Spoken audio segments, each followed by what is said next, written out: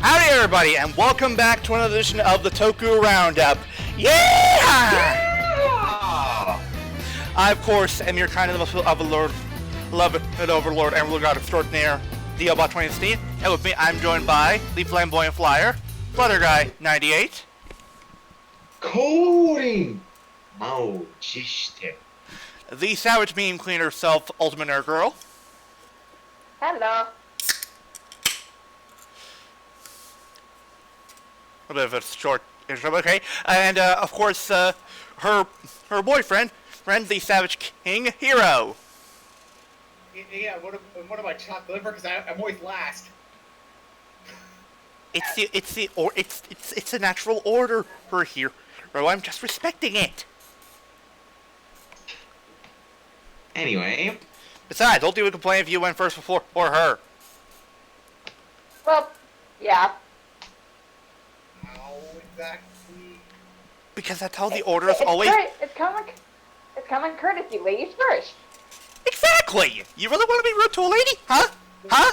Huh? Then why does Flutter go right after you then?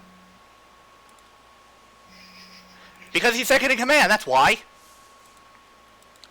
Mm-hmm. Yeah, sure. Chain of command, okay? Yeah. I don't think second in command counts if he's also your whipping boy. Wow! Ooh. Wow!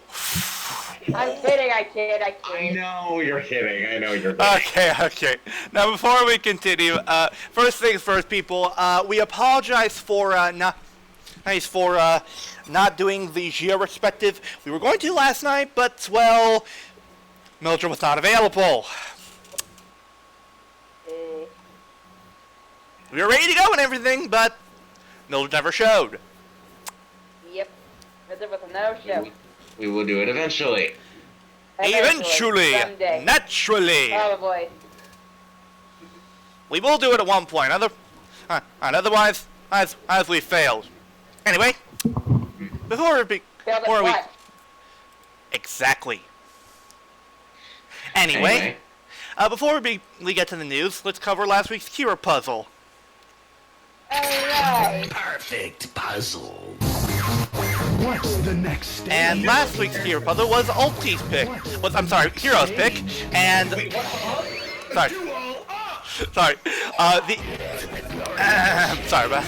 sorry, Freudian slip. But the keywords last time were dusk, double-edged, and hang on, I'm looking at my cheat sheet here. Oh, alpha. And the answer was Time Shadow. Good God. It was practically handed to some of you people on a silver platter. Let's go over the keywords real quick. Dusk is, of course, another word for shadow. Double-edged is due to the, two swords it's got. And finally, the alpha is a word for one of the combinations it has in Sentai, i.e., the alpha former combines with the mode red, or mode alpha, whatever. You get the idea. Combines, okay. And I know many of you are thinking, what's with Rose headshot? Well, long story short, we don't have a headshot for Hiro yet, so we're compromising. So enjoy this picture of Lucky giving a thumbs up as Shishi Red. Yep. Oh, God. Relax, it don't look that bad. Anyway, so now, and that we've gone over that. It's time to go. Time to cover. Wait for it.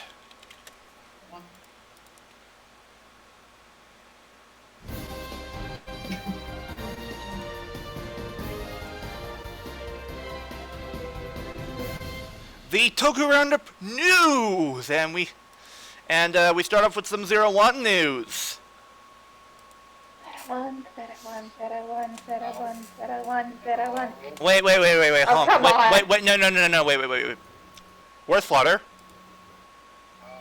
You muted there. I heard something in his background, and then he just muted. Oh, for the love of Flutter, if you're going to mute, at least tell us!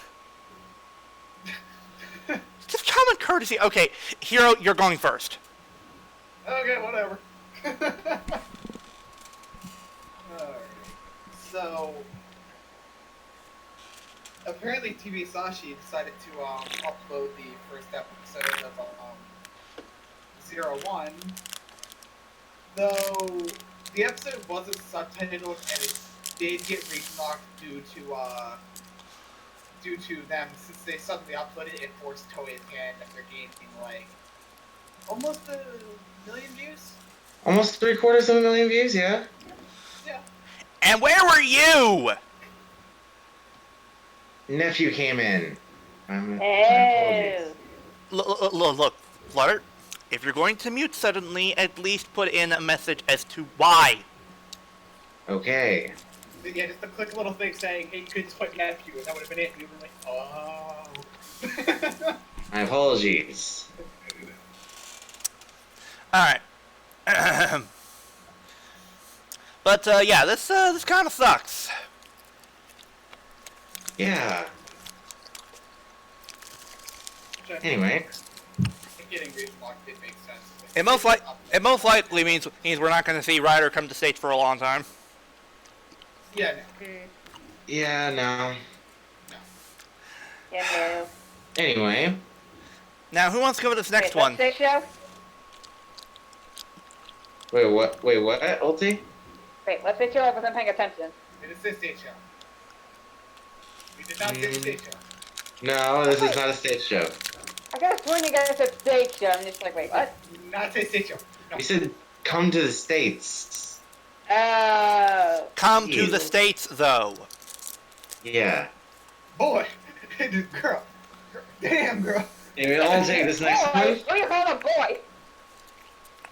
Anyway, I'll take this next one. So... Well, you can't at times be a tomboy. Fair. Anyway, a plethora of Toku veteran actors have been cast in 2 historical ninja films titled Genin. Those being Kosei Yuki, the actor who played Patroni Ichigo in Lupat, alongside Kanji Suda, the actor who played Daisuke Okubo in Ryuki, and Tose Kaneshiro in Garo Yamio Tadasumono, as well as Taro Nakatani, the actor who played Masuzawa in Bill. The films will be released on October 4th and November 11th in Japanese theaters. Wait, hold on. Wait, Daisuke Okubo, hold on, wasn't he the editor guy? Yes. He was Shinji's boss. Yeah, Shinji, yeah. So we have... Yeah. So we have Kei-chan fighting the former director of Ore Journal, and Sawa from Build. No, not Sawa. I said Masuzawa. Okay, who was that?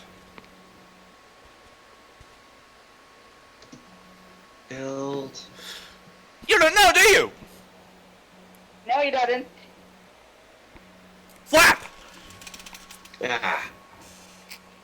Oh, the government aid for Toto.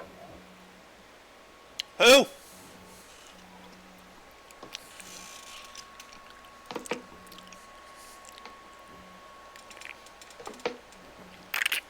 Him.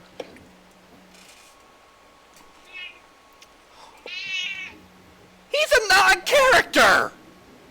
Oh, you mean Mr. I look like I'm constantly constipated and I'm angry because of it. Oh, yeah. This is a Anyway. non-character. He literally serves no purpose.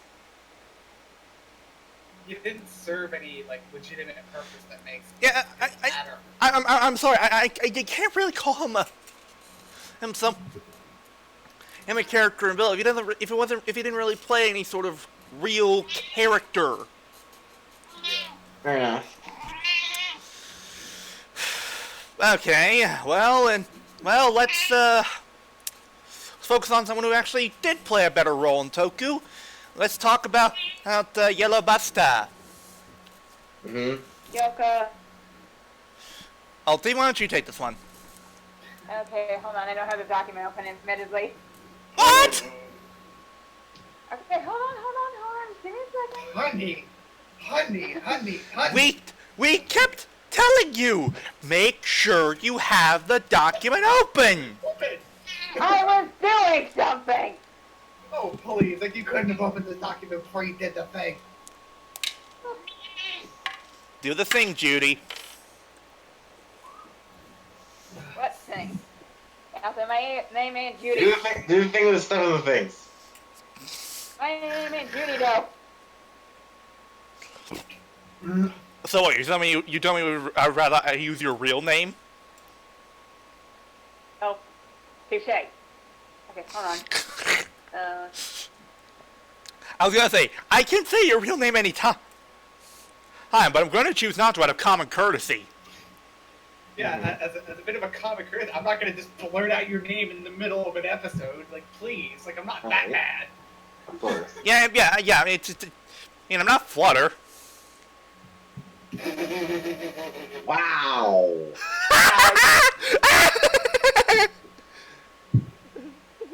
Okay, so where are we? We're on the Yellow Buster being a DJ. Right here. If you see Oh, where I have okay. So, Arisa Kamiya has is. Wait. Use your big words, Ulti. Come on, No, honey. the person who wrote this can't spell for crap. That's the problem. Arisa Kamiya to appear as DJ in new anime song cover album. What the fuck kind of English is this? Someone's getting called out. Wait, hold on. Rolling, check. Flutter, would you like me to introduce your work to my English and rhetoric teacher? Wow. Sorry, Flutter, I love you and all of that, but still, here, spell check. It is your fun. Fair enough. Okay, Nothing really. So Arisa Kamiya, the actress that played Yoko Asami or Yellow Buster in Tokyo Sentai Go Busters, has announced to appear as a DJ in a new anime cover album titled GD Super Omotenashi. Amato Tanashi Beast, Volume 1, XD DJ Arisa Kamiya. The album combines 35 anime songs selected by Event X with dance music and club culture. And Kamiya will be making her debut as a DJ during an event titled the Anime Rave Festival, anime club event that will be held on October 5th at Zedd Diver City. Interesting.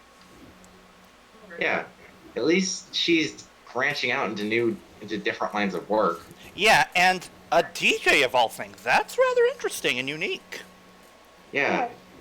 Eddie. I mean, it's an odd choice, but hey, it's her choice. She can do whatever the hell she wants. She's a strong, Yeah. independent woman. Just make sure to give her her daily feed of chocolate.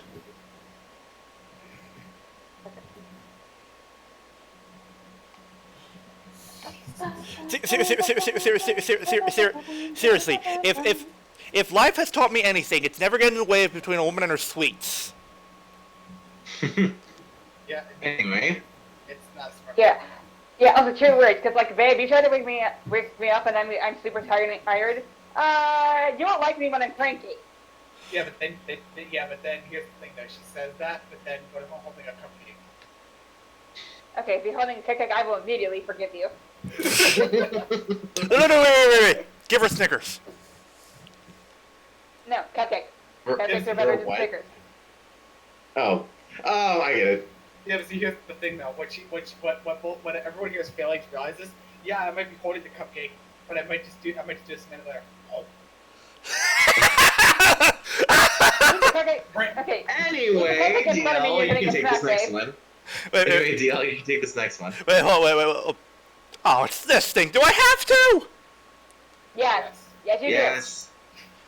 Oh, fine. Oh god, this is stupid. A leader must take one for the team, DLBot. Ooh. But I don't want to take one for the team. I'd rather the team take one for me. Yeah, well, you're the leader, so guess what? Take one for the team.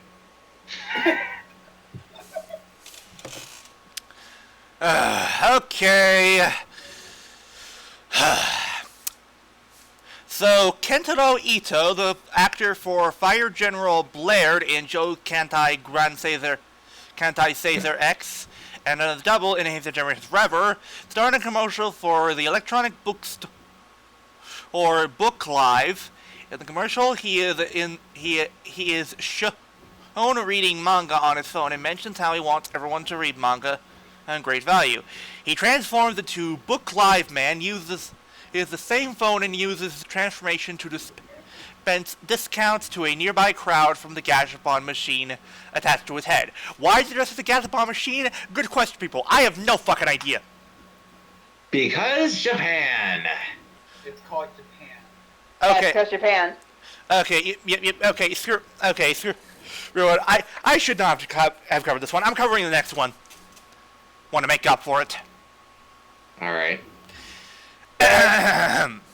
Now, unfortunately, since we haven't been able to talk about Geo yet, one thing we commonly agreed on is the fact that, well, there were clearly some ideas from Geo that were scrapped at the last minute, and this is further proof to the point, because what you see here, people are just thinking, oh, this is nice fan art.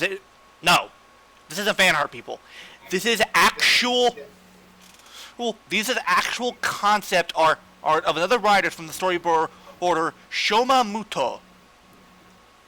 If we hear about the Hero Bot, these were actually supposed to be in the series in some way or another.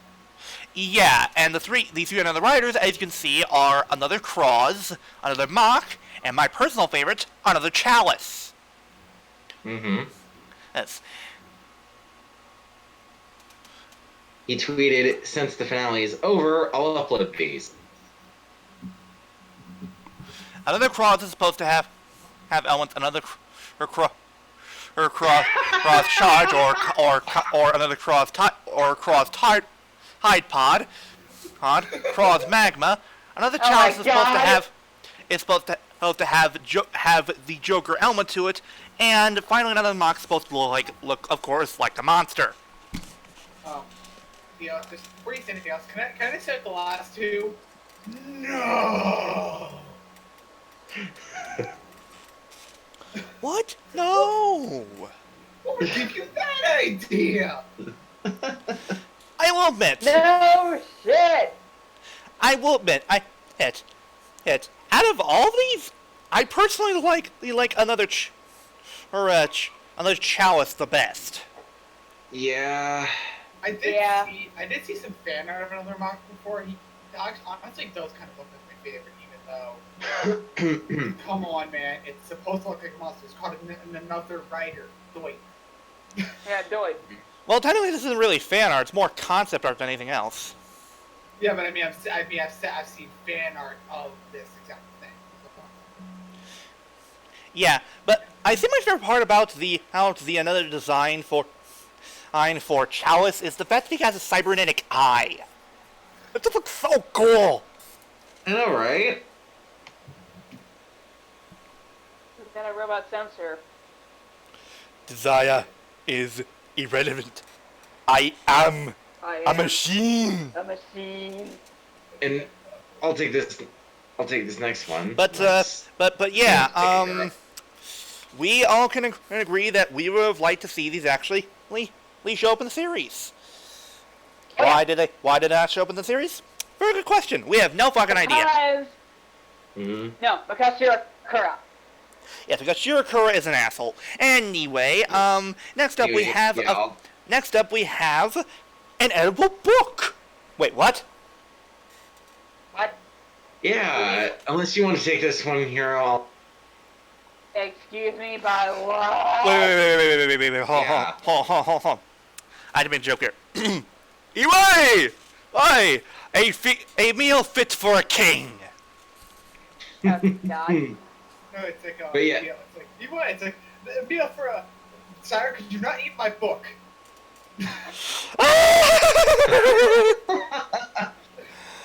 Hero, well done, well You done. wanna Too ta- sweet, Do you too want to sweet. take this, or should I?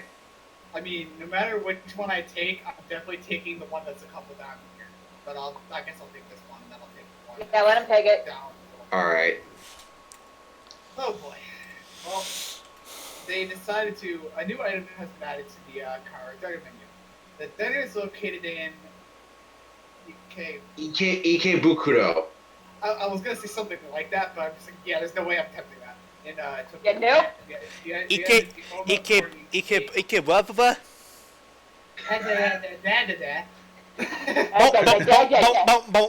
Bumblebee Land.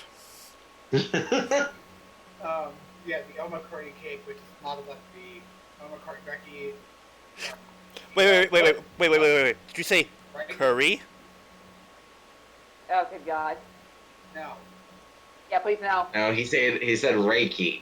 Ah. Okay. And it's a chocolate cake that bears the knowledge of the Sogo's road to becoming cake. That must be a really fucking big cake. Yep. It's intended to be ordered for celebrating birthdays or other special occasions, but can be purchased basically normally, though you will be judged harshly for it. Okay, I'm gonna say this right now. If we ever go to Japan and it's my birthday, you assholes are getting me that cake. Right. Well, I would want the same thing, not gonna lie. Yeah, same here. Yeah. It's still there. Okay. Well, it's a new menu, so it's probably not going to be Right. well, it's priced at 2,068 yen, or basically, you might as well just say $20 for taxes. Also, That's 2,068 yen. See what you did there. they had I get it. They had 2068. they've done that shit on purpose. Come on. Yeah. Yeah. 20. Okay. You know what? I'll give him credit. That's clever. It was clever because you don't get it right away. You think about Shio, you're just like, oh. Ooh. Damn it. Anyway, yeah, this is a pretty nice item, but anyway, Ulti, you can take this next one considering you're the Blade fangirl. Well, yeah. Also, I'll just say that little thing. That is mine. No one is taking that from me. Mine. Also, we have to make this joke. Tachibana-san, have you really betrayed us? No. God damn it. DL, if you're gonna say it, you have to say it right. Tachibana's.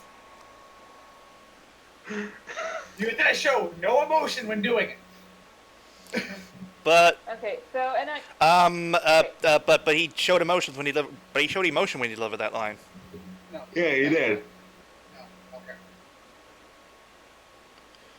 So in October, the Tokusatsu Actors Talk event is going to take place at the Hologram Theater in Otaru City.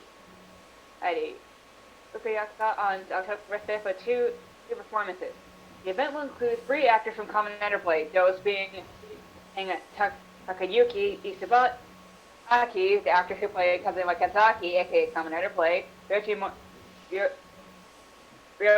Morimoto, who played Hajime, and Takahiro Hojo, aka Itsuki, Kamen Rider Yankala. So basically, you got Blade, Chalice, and Bitch Boy. Yes, Liango is a bitch boy. Wait. Hold on. So let me see if I understand straight. You have basically a reunion of Blade actors, but you don't get back Tachibana? Yeah, what the hell? Apparently not. Come on, you have to get back Tachibana for the memes! Yeah, still. Hell,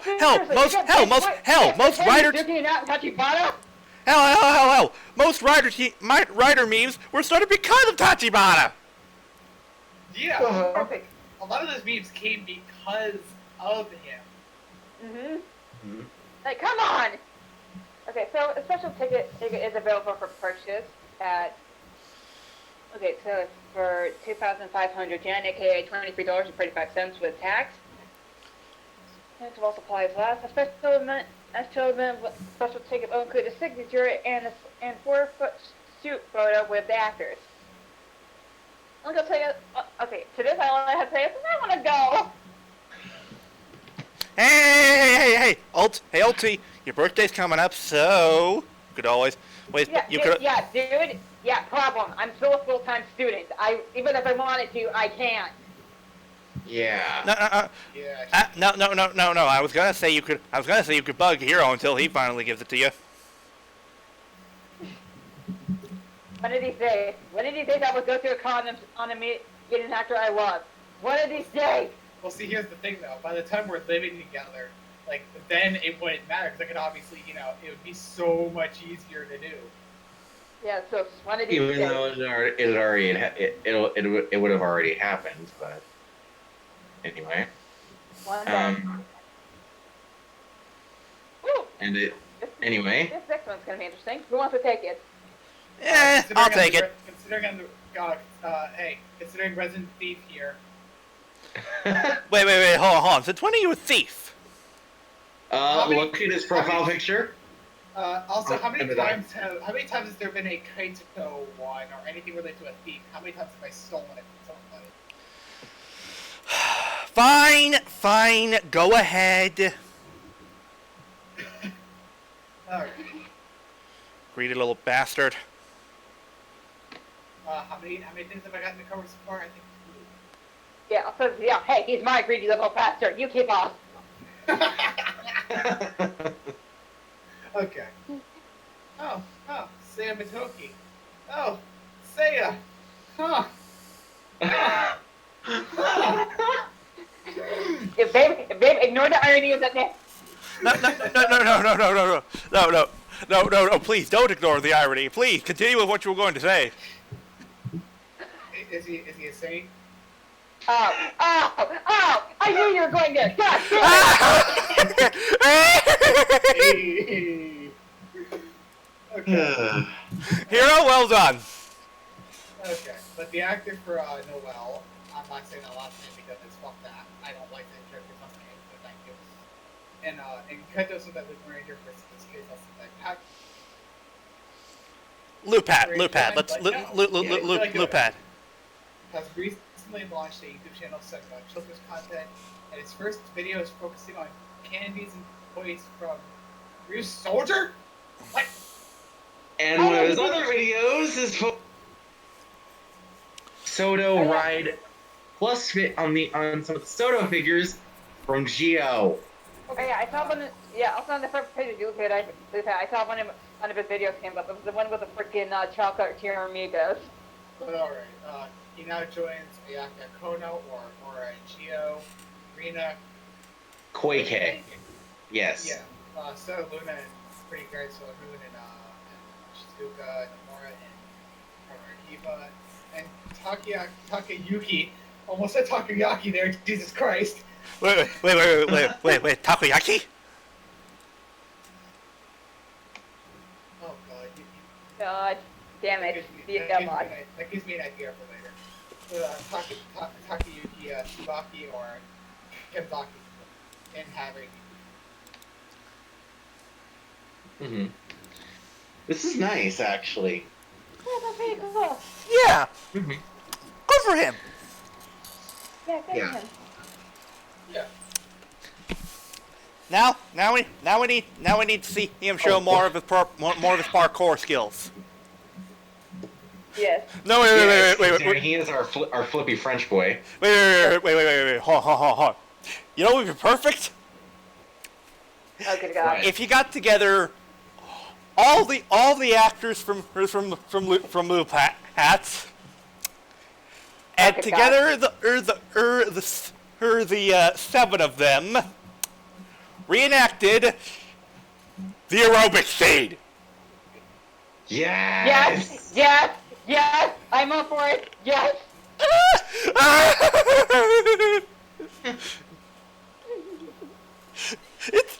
It's so bad, but it's just so hilarious. Yeah. Anyway. It's so stupid, but you can't help but love it. Yeah. Yeah. Anyway, DL, you can take this next one, considering one of the actors. Let's see here. What do we got here? I'm not sure what this is. Okay. So, we have information involving Toku actress in the live-action Liar Uncover the Truth film. It released a trailer and revealed an ill cast. It's based on a mobile game of the same name. It follows Kana, who attends a matchmaking party where 10 men with varied personality and style approach her. However, a mysterious fortune teller tells her that 9 of the men are liars. Can she get through the liars? Here's to find true love. The cast includes Yu Ibana, who of course is Go from Drive. I've Shun Nishime. Ore wa Tenkuji Takeru. Tetsuya Iwanaga. Oh shit! Now you got my attention. If anything, he's probably the only one telling them the truth.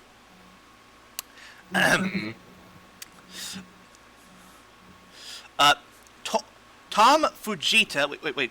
That's his name? Yeah. His first name is Tom? Yeah. What? And I'm not gonna, Excuse me? And I'm not gonna lie, with the way he read part of that name deal, I almost heard Vegeta. Oh my god. Tom Fujita. That is the strangest Japanese name I've heard in my life. Okay, who played Haruka in, aka Amazon Omega, in Amazons. Yay, good boy, Amazon. Atom Mizuishi, who played Crow in Makai no Hana. Ryuichi Sakuma, who was another wizard, and Fies in Fies and Geo, and finally Yuta Yuki Kubota! Yuki Kubota! Not Yuka Kubota! My mistake. Fix it immediately! I already did. How dare you disrespect the man that is coming in on yet? Shameful display!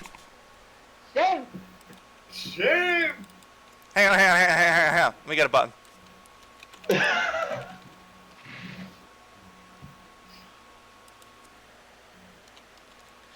Give me a moment.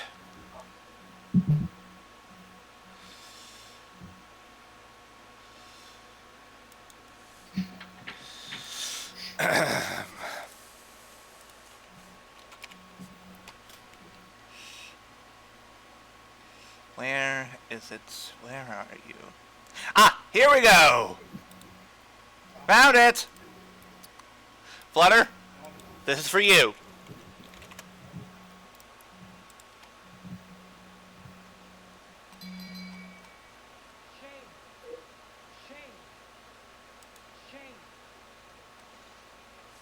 I definitely deserve that. Yes, you did. Yep. You did. But Yuki Kubota, who played, of course, our favorite Metal Lord Takatora Bata Kurashima. Takatora Bata. What? That's what many people on the Toku have nicknamed him. Takatora Bata Kurashima. That hurt.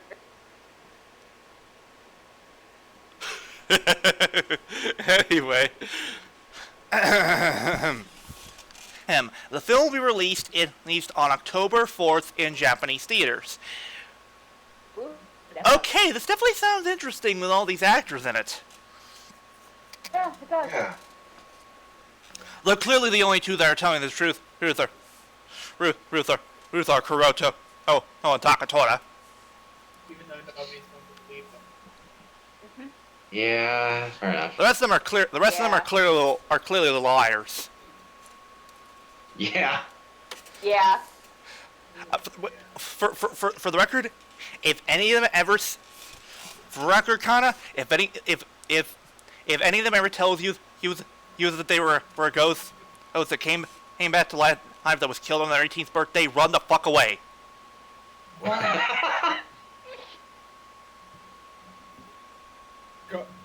turn around and run. Yeah, run. Not look back. Run.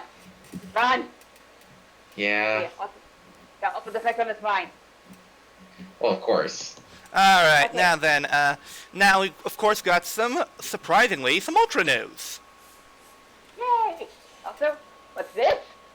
Super Mario uploaded one of the end of the stage plays from the Ultraman Festival. You gasp!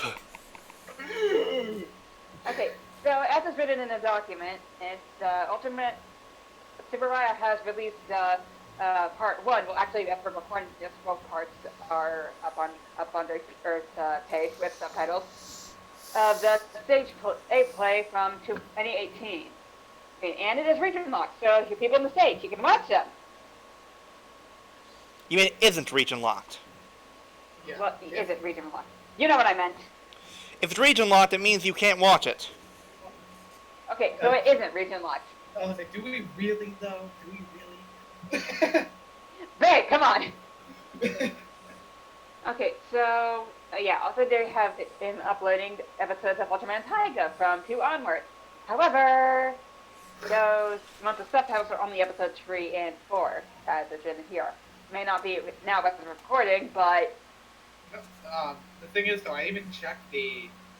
I checked some of the channels for it. They do not have subs. That's the Wait, thing. seriously? Yeah, here's the thing. While they do That's a not lot of region lock crap. the episodes, for some reason not all of them not all the subtitles are in English. Yeah, no. That's a lot of crap. So, They're in, like, hell. Chinese. Some are in Chinese or Taiwan. Oh, Yeah. that's a load of shit. That is seriously a load of shit. Yeah, also unrelated topic. I actually managed to find some of the ultras. Sorry about this, guys. I'll be back. I have to watch my dog while my mom goes to the store. Of Yeah. course you do. But still, that's really awesome. I would hope that they do more of these stage plays up on their site with subtitles. That's awesome. I want to see more. Yeah. Yeah, honestly, the thing is that many people ask, why exactly do people even watch these stage shows? Most of them are they mean nothing. Pretty freaking awesome. Well, here's the thing, people. While at the end, they don't really mean nothing, and some of them aren't even in continuity. The thing with stage shows is, there are times there's a lot more imagination there. And there, like, for example, you get to see things you would never even expect to see happen. And, Yeah. like, Some of them are actually really freaking cool. yeah, like, for example, there was one stage show that actually crossed over, I think it might have been either Xade or Ghost, wherein it featured your Ghost where it featured the main writer at the time teaming up with Blade and Chalice. With them trying to stop Blade, who became rampant due to his Joker blood. Oh wait, I think I remember seeing that one. Yeah. Like I holy remember seeing that one. Like holy shit, these stage shows did the Trinity arc for Blade before the Trinity arc for Blade was even a thing. And, I'm sorry, in Geo. Hey, you're not supposed to know about Trinity. Yeah, you're not supposed to know about Trinity. Well, you are right about that. Not even Omagio knew about it. I mean, the thing is, though, is that, like, yes, that joke should be gone by now, but that joke will confuse us everyone because they actually did say we weren't supposed to know about Trinity until it came out. Yeah. Yeah. But to be fair, there is a new meme that's sort of replacing it. The whole "a jump to the sky turns to a rider kick." So, yeah, no. It jumps into the sky, you got the rider kick. I don't know if I've shown you this, but I actually have made my own variation of that meme. Hang on. Let me actually go grab it real quick. Let's see. Where are you?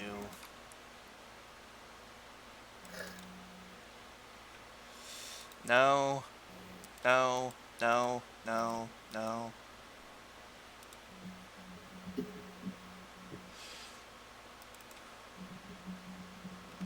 Come on, where are you?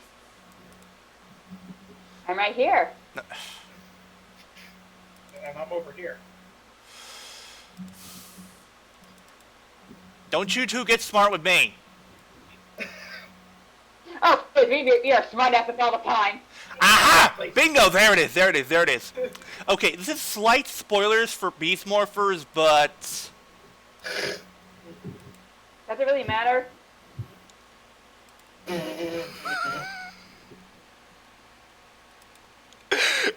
It's perfect! It works. It does! It really does, especially given the given the person in the pick. Yeah, and plus it doesn't. Plus the way we're saying it here doesn't actually give away what it, means. Yeah. Anyway. So, who wants to cover this next bit involving, Mill Creek? I just covered something, so you guys go next. I'll go next. Okay, I'll take the next one then. Alright then. So, as you all know, Mill Creek recently acquired some rights for Ultraman. And apparently, they're actually gonna do something with it. What? Like us? Yeah, we're actually getting Blu-ray box set releases of Ultra series. There are already gonna be ones for Ultra Q and Ultraman, but now we have newly announced ones, including ones for November, are planned to be released, which includes sets for Orb, and Jeed, with the movie for both of them. They'll be released on November 19th, while releases that make up the 2020 include the following in spring. In spring, there are releases planned for the return of Ultraman Jack, Ultraman Rube, Ultra Fight Orb, and Ultraman Ace. While in the summer, they plan to release things including Ultraman Taro, Ultraman Leo, which includes both the series and the movies, and finally, the one everybody's gonna want to get their hands on, the Ultraman Zero. Leo doesn't include the series and the movies. X does. I know that. You. If you let me finish. Finally, the one that's really gonna put butts in seats, and is a great way to plug our 0 month special from last month. #cheap plug. We're getting a release of the box set release for Zero, which includes the Ultra Fight series along with all the movies. Yay! Yay! The box set for Ultra 7 will be released on December 10th, and the box sets are priced at $3.99, while the limited edition and steelbook for Ultra 7 is priced at $49.98. Whoo! So, yeah. This is interesting. Our love for Ultra. Yeah! So we first had box set releases for Super Sentai, now Ultraman. Rider is next. You know it's coming. Yes. It has to at this point. They're gonna do it. Yeah, they have to. You almost got the full Trinity. Yeah. Also, technically a quadrilogy is because we just for Cloud. Huh, you're right. Stop talking about the Trinity. We're not supposed to know about Trinity.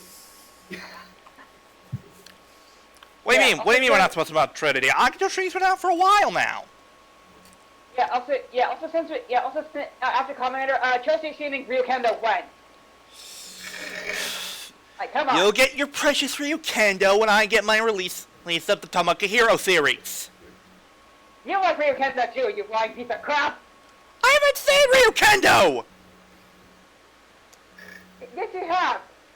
No, I haven't. I've seen Easy's review of Ryukendo, but I've never actually watched Ryukendo. Okay. I thought you did. For the sake of this, did they do one for Grand Caesar yet? Did they do one yet? No. Yeah, well, you'll both get that when I get my Grand Caesar one. So. Hey, babe, I want Grand Caesar too, so I'm right there with you. Okay, children, let's move on. Alright, here we go. Go 5 next. Alright. The actors that played the main cast of QQ Sentai Global 5 were reunited for the series' 20th anniversary. Those being... Okay. Let me try to think about this for a minute before I just say this completely butchered. Ryuichiro, I think it is the best way to say it that I can think of right now. By the way, when we get to the last bit of actual news before we get to the toy news, I've got a song on to play in the bot that'll go in the background. Alright, Go Red and Sashi or Go Blue, Atsushi or Go Green, Kenji, Kenji Shibata or Go Yellow. I'm not reading the whole thing because most of you people watching this and like seeing this news. Wait. Also, wait, hold on. Jin, what are you doing here? You're supposed to be dead. Yeah. And What? No one's gonna make the joke? No, there's another joke I'm gonna make in a second. Kyoko Shibata or isn't that supposed to be Go Pink? Maybe? I wouldn't know. I've never watched Go-Go 5. No, look at the colors. Go red, green, blue, yellow, and then another green. That's the sweet pink. Okay. Yeah. And Yeah, that's the whole three thing. Mike Maki or Professor Mondo Tasumi. Shibata's announced he returns after review and half his body is paralyzed due to an incurable brain tumor that he was diagnosed with, whereas Mata is married and retired from acting. Nishioka, however, is the president of a Western company known as an event safe because it's in all caps. Selected custom motorcycle. and is the son of Tacoma Nishioka, or okay. I'm not gonna be able to say that name. Sorinosuke Hiden. Okay, Sorodosuke. Okay, I could have said it if I wasn't remembering the but yeah, Sorodosuke. In 01. And the current voice of Walter Father since Nebius. Okay. Let's see here. Yeah, there's still a little bit. Yuko, Miyamura. Jesus. Yeah. The Demon Beast Hunter, Zeke Jean, as well as Go Red Suit Actor, Seiji. That was a mouthful. And wow. Yeah, good for them getting together again. And so who wants to cover this next thing? Because I'm covering the last one. You're covering that one. I guess I can take the second one. Why not? Wait, hold on. Where's Flutter? Oh, Flutter. Is he still muted? Remember, he did say he was watching it on the dog. Yeah, but he didn't. Yeah, but then he suddenly spoke up again. Wait, did he just speak up just to correct me? Yes. Why are you fucking grammar Nazi? Okay. Let's just get this little Alright. Since last year, Yamaha has teamed up with Toei and Blue Snow Throw, commercial focused on Blue Senshi. At least we're having commercials that don't just focus on the reds. Wait. Hang on. I just realized there is a perfect song that we can use for this. Give me a moment. Oh, One moment, please.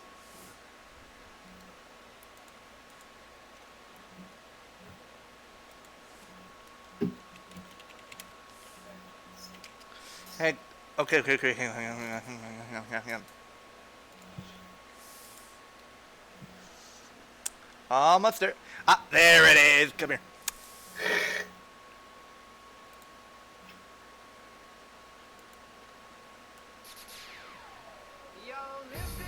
God damn it. God damn it. How did I know? How did I know? I fucking know.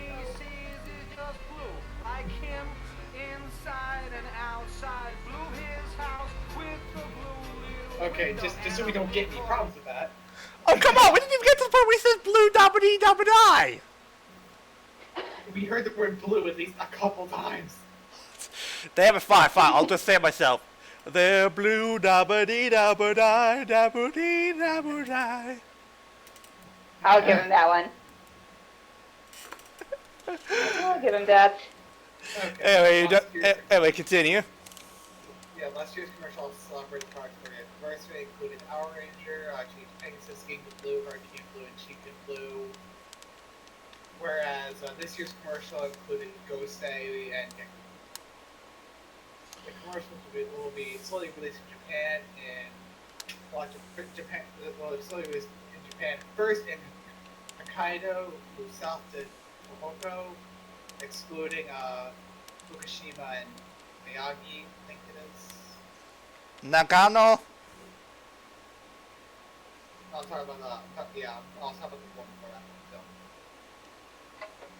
Nagano and Niigata with more reasons to be had if products necessary. They are available on the products YouTube channel.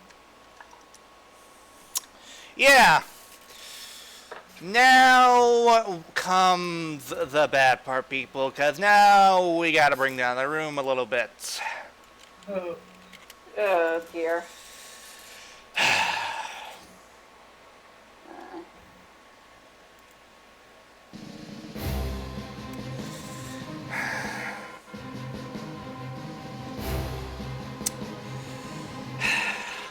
We regret to inform you all that on September 8th, a great man was taken from us. The Emperor of Evil, Lord Zedd, aka Robert Axelrod. This sucks. This really sucks. Yeah.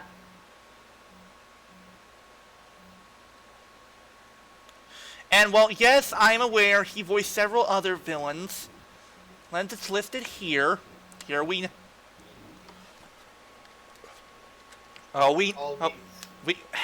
know him mostly for voicing Lord Zedd and Finster, okay?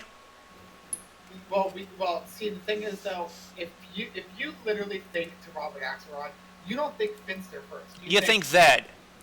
You think literally the King of Evil, Lord Zedd.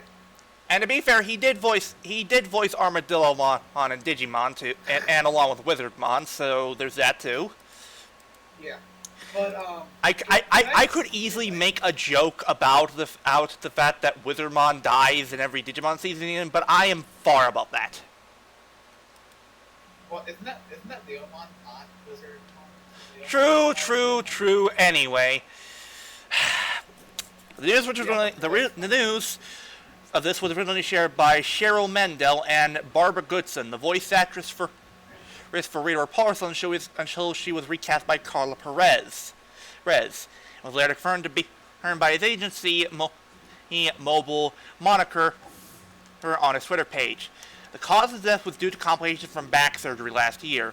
The GoFundMe that was created by Zachary Taylor McGinnis has been converted to a fundraiser that will cover his final expenses and memorial costs, which will be held publicly at Ranger Stop in Orlando sometime in the weekend of November 8th to the 10th. Like, before he says anything else on this, like, regardless of how much we might hate, depending on how much like people in the Ranger fandom might hate each other, this is gonna be one day I know that there's gonna be like no fighting in the Ranger fandom, like of those two bands. Yeah. because of how impactful Robert Axelrod was. This honestly really sucks for me personally because, okay, let me share a story for you that's, I'm sure you guys have already heard, but you in the audience probably haven't heard. Yeah.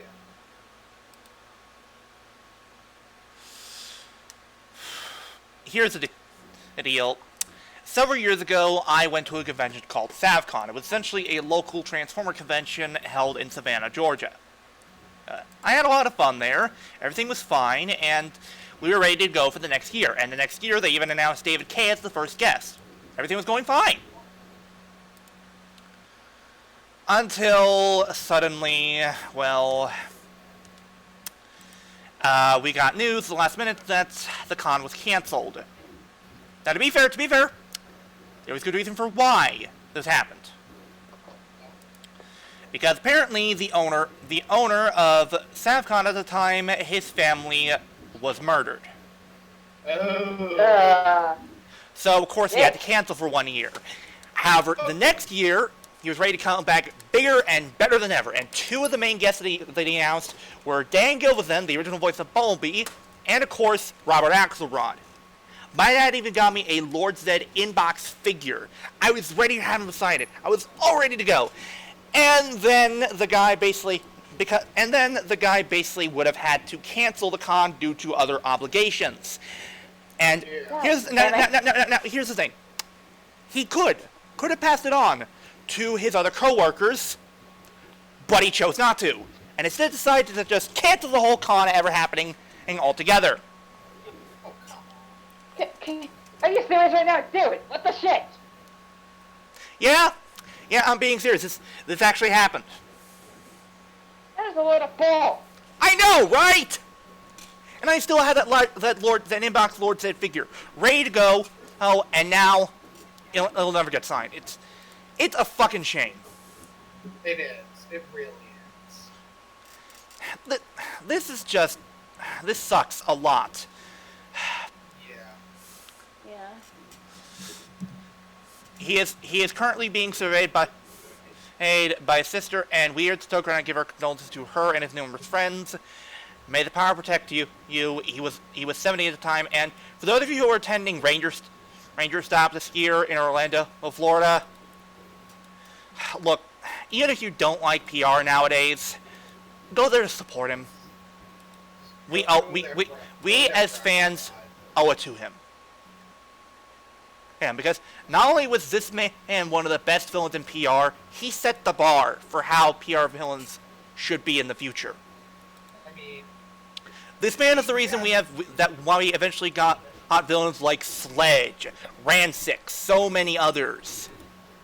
That were actually dark and intimidating. And not just dark and intimidating, but this is intimidating, but also original. Yeah. American exclusive. Yeah, villains that weren't over there, or were only over here, which Zedd was. For the lack of a better word, he was fucking scary. Yeah, he was fucking nightmare fuel. Hell, it got so bad, parents actually complained, and made Saban tone him down. That's why he got married to Rita. And even then, he was still scary. Yeah, who here remembers the scene wherein he entered the command center? Oh, good God, that was awesome. Oh, that's wait, was that near the scene where he gave them the certain set of swords, or was that a different scene? Yes. He basically wanted the Rangers to pilot his new the Shogun Zords. Yeah. Oh, yeah. Right. Yeah. Like, holy shit, that was intimidating. Even if he did crack a few jokes here and there, his presence was still dominating. But the only thing I'm gonna kind of, I know I'm gonna sound slightly bad about this for a second there, but when he chose to let the Rangers pilot those Zords, he was kind of already giving it. He was basically just handing them the Zords on a silver platter, saying, "Here, just take." Well, to be fair, Zedd didn't really have any other options when it came to using the Zords. No one else could pilot them other than the Rangers. Yeah, but he could have also just kept the Zords away from the Rangers, though, too, to be fair. Yeah, but it would have been a race of perfectly good resources. That's true, but you know what I'm say that. Semantics. But look, bottom line, show this man the respect he deserves. Yeah, please. Please. Anyway, let's move on from that. Let's go over to the toy news. Let's start with... Yay, oh god, another fucking phone that turns into a motorcycle? Yes. Yep. Okay, who wants to cover this? Not it. Okay, I'll take it. The babies. Okay, certificate to Okay, yes. Okay, so DX, okay, so Bandai has revealed official images for the DX Hiden Rise phone. It represents Naruto's phone and bike, transform into the Rise hopper and information sound plays. Pressing the button on the Rise phone activates the Kai Rise to the Hiden Rise phone, and tuning it into the bike mode, which gives you motor Rise and Rise hopper. Right, and Naruto, you got message. In Rise Hopper mode, pressing the button is running motorcycle sounds. It is priced at $3,200, aka $29 and 3,200 yen, so $29.89, and will release in early October. I'm calling it right now. There's going to be a premium Bandai version that actually has all the sounds from the show. Yeah. Yeah, I'm not. I would not be surprised if that was the case. Yeah. Which honestly, I kind of want to get that since I have a feeling not only would it include all the gags from the show, but it would also include some of the sound bits between Naruto and Izu. Okay, Nick. I'll take this next one. No, wait, hold on. Here, you take this next one. I want to take the Progrise Keys one. I mean, either way, it's gonna be one of the two for us. Anyway. I'll take the attached shotgun. If I'm ready. Alright. Bandai has revealed official images for the DX attached shotgun. Press the trigger to activate voice and transform from briefcase mode to shotgun mode. Change from shotgun mode to attached mode back. You can activate a special attack, the Kaban shot. I think that's basically how you say that. Okay, insert a progress key and you get a powered up version of the Kaban shot. It is priced at 3,800 yen or $35.49.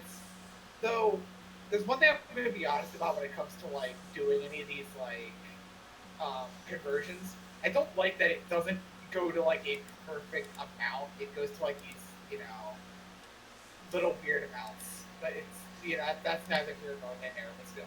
And it will be released on September 28th. Literally a day after a certain birthday. I will say, hey, I will say, I kind of like the attached shotgun. My favorite part is the fact that it actually has a pump on it. Yeah. Like an actual shotgun. Honestly, I can't wait to see Vulcan when he actually uses this in the show. Yeah, the moment he gets his hand on this, Naruto, start running. Naruto, run! Next, of course, we have some Progrise keys. We got two. Ooh, we have Progrise keys that will be released in September. Hey, the month of me and Ulti's birthdays. These will include DX Biting Shark and Punching Kong. Wait. Biting Shark? Biting Shark, do-do-do-do-do, Biting Shark, do-do-do-do-do. Basically, if he wasn't going to do it, I would have. Can we not do that joke all the time, please? That joke's starting to actually get old. Okay, fine. Okay, fine. We That's one because we were talking about sharks. we won't do that joke until it actually shows up in the show. When it shows up in the show, that's perfectly fine, but just like, All right. But yeah, the biting the Progress keys are priced at 1,500 yen or $14.01 each. The biting shark key is available now, while the punching Kong key will be released on September 21st. And speaking of punching, what a perfect segue, because now we got a new key studio that specializes in punching.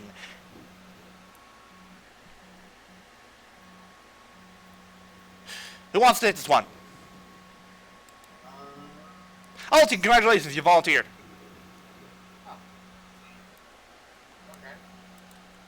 Okay. Ulti? Ulti. You guys take it. What? Why? Why not? Because Hiiro and I have already gone once, so... Yeah, you had to take one, honey. I just did the first one. No, you didn't. Okay. Yes, I did. Okay, here's the... We went in an order. Hiiro, you did one. Hiiro did another. I did another. Now we go back to the normal cycle. Which means you have to go next. Now go! Fine. Okay, which one are we on? Pakigaru. Okay, so Pachigaru. So Bandai has revealed official images for Kishiru series 10DX Pachigaru. It's Pakigaru. You know, Pachycephalosaurus. Whatever. Pachigaru. There we go. Good. Ryusoulger. If you combine with DX Kishirio, 3 nights to form Kishirio Pachigaru. In addition, Ibigaru is also included with this alongside the Osun Soul. It is priced at 3,200 yen, so that's another $29.89, and will be released on September 21st.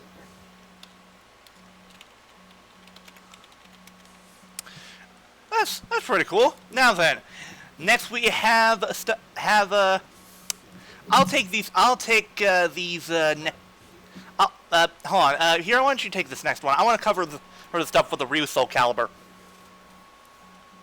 Alright, I'll take the one that was actually kind of looking for me as well. Alright. Alright, Go! So, let's see. Bandai has revealed official images of the RKF Legend Rider Series double Cyclone Joker and Hard Boiler.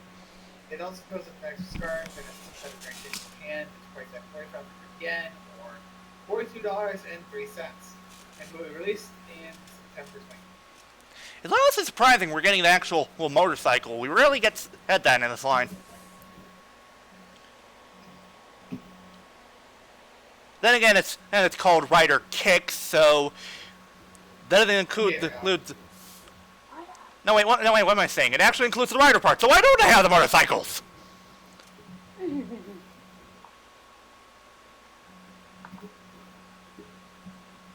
Anyway, next up we have, a new toy for Ryusoulger. That's right, people, we got a new power-up item, the Ryusoulger Caliber. The item can use all the previous Ryusouls, like the Ryusoulger. It will be released in December, and it clearly gives a power-up form, though we do not have a good look at it. And this is clearly supposed to be their equivalent to Excalibur. Which I am perfectly okay with, because when I wanted a 19th Sentai, I wanted Excalibur to be a power-up item. And lo and behold, Excalibur is a power-up item. Yay! Woo! Yay! Now then, of course, with new stuff for Sentai, we got new stuff for Kamen Rider, and whoo-hoo, boy, we got some good stuff. Ooh, boy. Ladies and gentlemen, let us introduce you to Kamen Rider Thouser. Her. Or as our friend Cam likes to say, it coming out of trousers.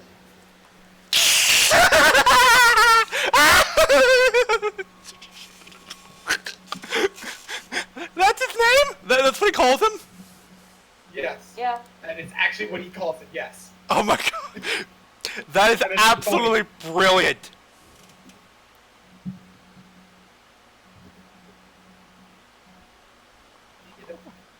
Anyway. Now, this is basically our 6th rider for 01, because the Metsubo Jinrai riders have not been seen yet, though they are coming clearly. Yeah, obviously. But he will be released in December, just in time for Christmas. Yes. And of course, being our tertiary rider, clearly, he will use a new kind of belt. The Zaya 1000 Driver. however, and he will transform using the Amazing Kosuka's Progrise Key and the Awakening Alfinio Zetsume Rise Key. The pre-released Rise Keys will work with the Henshin device, and it is unknown if Zetsume Rise Keys are compatible with other devices, such as the Hayden 001 driver or the AIM Shot Riser. Finally, Thouser are equipped with the Thousand Jacker, a sword that can channel key energy for final attacks, along with having a pull cord and such. Now, people have actually theorized that Thouser is actually supposed to be from a different company, a rival company to Hidden Intelligence. In fact, some have speculated that the company that Thouser represents is actually a front for MetsuboJinrai.net, which would make sense given that he can use Zetsume Rise keys. So yeah. Yeah, that would explain a lot. I will say, holy shit, this guy looks awesome. Oh yeah. Though Blake Kingthorne's looking at it and saying, "Daddy, is that you?"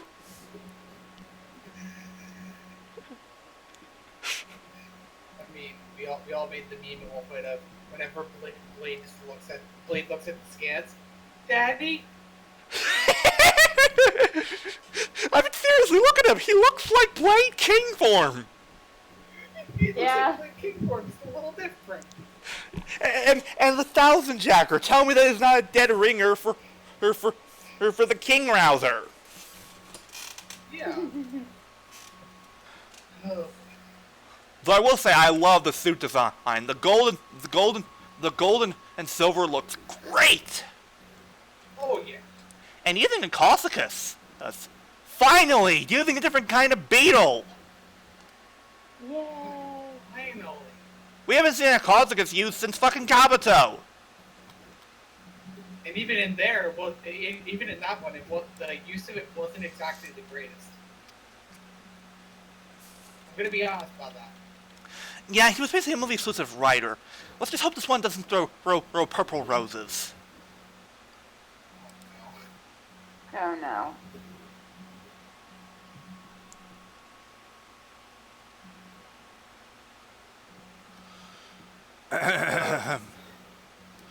But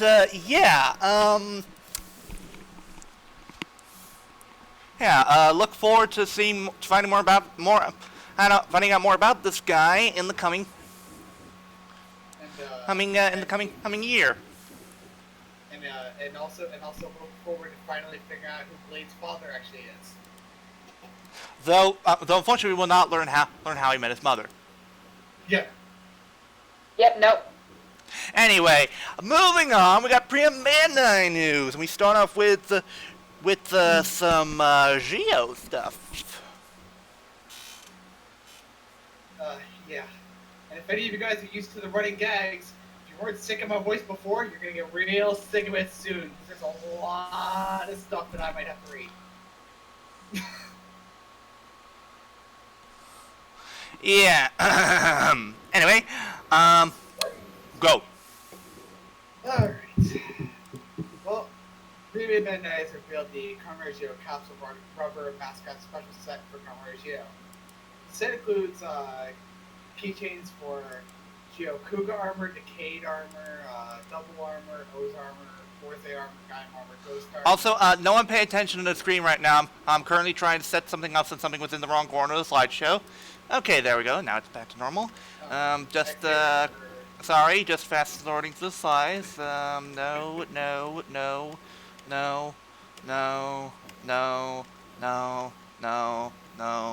There we are! Okay, continue.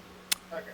So X8 armor, Gold armor, and Trunks, their expected owners. The expected farmers, Ride Watches, Sogo and Gates, Tsukiko and Schwartz, Orin for Black and White Laws, Omagio, Gio Oma. Totally not confusing in any way, shape, or form. Yeah, no, not at all. Also, we apologize if in the picture our fat heads are basically blocking your view of some of these forms. Or we work with what we have, people.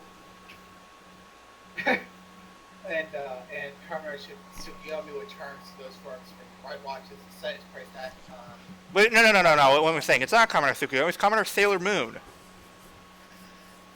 Well, the set is priced at 5,940 yen or $58.48, and we'll ship it January 2020. Next! Here we go again. Okay, Oh shit, here we go again. Okay. Well, the Kamen Rider pension belt, I've heard of it as well, the set of Kamen Rider pension belt themed belt buckles for great fashion. Each belt buckle is made out of magnetic metal, while the belt material is made out of synthetic leather. Leather? What? Leather. Okay. The belts available include the Arsenal, Ultra Ring, V-Buckle, Five Driver, Blade Buckle, Ongeki Koa.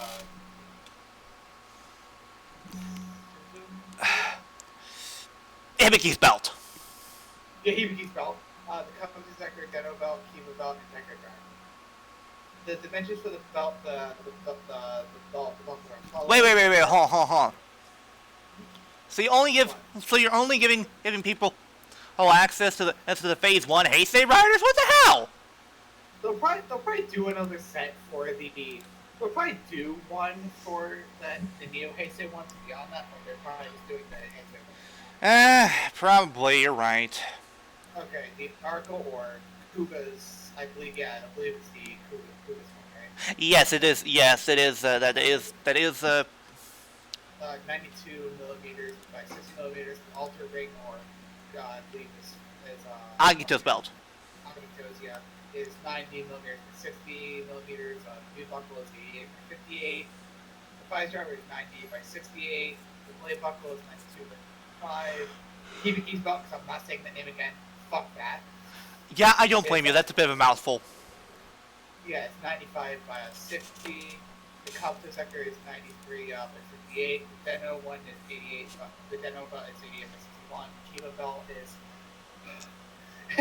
is 92 by 58, and the Decker Driver is 92 by 63. They are all priced at, I believe this is for each one of them. I think. Mm-hmm. They are priced at 41.80 yen, or $39.44, and we'll ship it to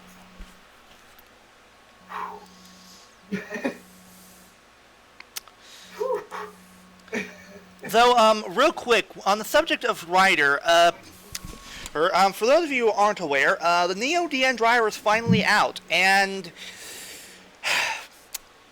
okay, I'm eating crow. I'll admit I was wrong.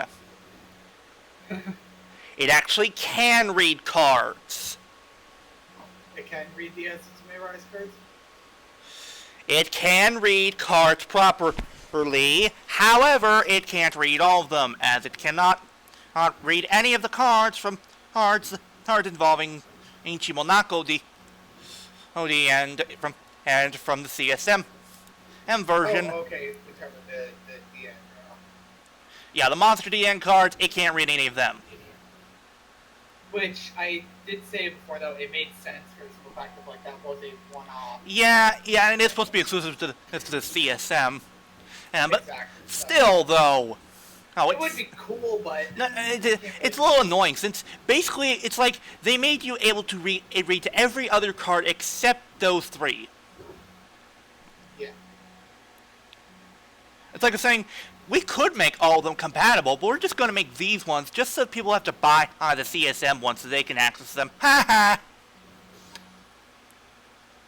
Yeah. But yes, I will admit, the Neo DN driver, it is cool. It can read all the cards. You have access to not only all the secondary riders, but also all the final forms for all the Neo Heisei riders, including Drive, Build, Ghost, Wizard, X8, etc. Yeah, well, it makes sense that it can't read the Kaijin cards. That's a small price to pay for me to read every other card. Yeah, though personally I'm most likely going to try and get my hands on the CSM since, well, I want my Monster DN sound effects. Anyway, continue. And now that I've finally caught my breath, because you could hear, if you could hear him in the background of when you always say that, I was taking some breath. I was catching my breath there. Yeah. Okay. Also, Well, Ulti picked a terrible time to drop out. I mean, I'm reading a lot of stuff, so it's like. Fair enough. Fair enough. Actually, while you're doing, I'm gonna ask if Mildred can join us. Okay. Alright, let's see here. Yeah, Grimmy and Bandai can go through Bandai fashion, I've never put each one by, or so he did, they covered it, one, goddamn it, the first has wording that says, corned beef, you and I are a great combination, the other, okay. The other day I bought Calvin to me, so I was thinking corned beef, and, turned right with an image of a keyboard as well as secondary text, even if you encounter a monster and the number is 291. The hoodies are priced at 800 yen or $82.19 and it will ship in November. Well, isn't that nice? And now we have something that if Ulti, Ulti can still hear, she'll probably beg you and plead you until you get it for her. Oh, I know she will. Hun, I'm gonna need, I need to do some, quick, I just noticed two things that I actually need. Yeah, it's just some conversions real quick, dear. Just give me a quick second. This One Mississippi, two Mississippi, three Mississippi. I'm talking about the people, not you. I know, I'm just busting your balls. Okay. Yeah, this will take a tiny. This will take a bit longer than expected because of the fact that I have to actually. I need to find another. I need to find an actual program for this one of these days, so I don't have to let me open up a new tab in Chrome or something. I'll do this. Okay. I'll read until I get to the part where the 4400 pops up, and then I'll do that conversion. So that way they're not waiting too long. Alright, Premium Bandai has revealed the next entry in the Ryusoulger fashion line, that being Oto's bracelet earrings. Our earrings are golden green with the symbol of the Ryusoulger charm and sunset ball. They're made of resin and brass plating, measured at 10 millimeters. Her bracelet is also green and gold with the Ryusoulger tribe on a tag. The bracelet is made from resin and polyester and comes in 16 centimeter and 18 centimeter sizes. The earring set is priced at 3,500 yen or $32.38.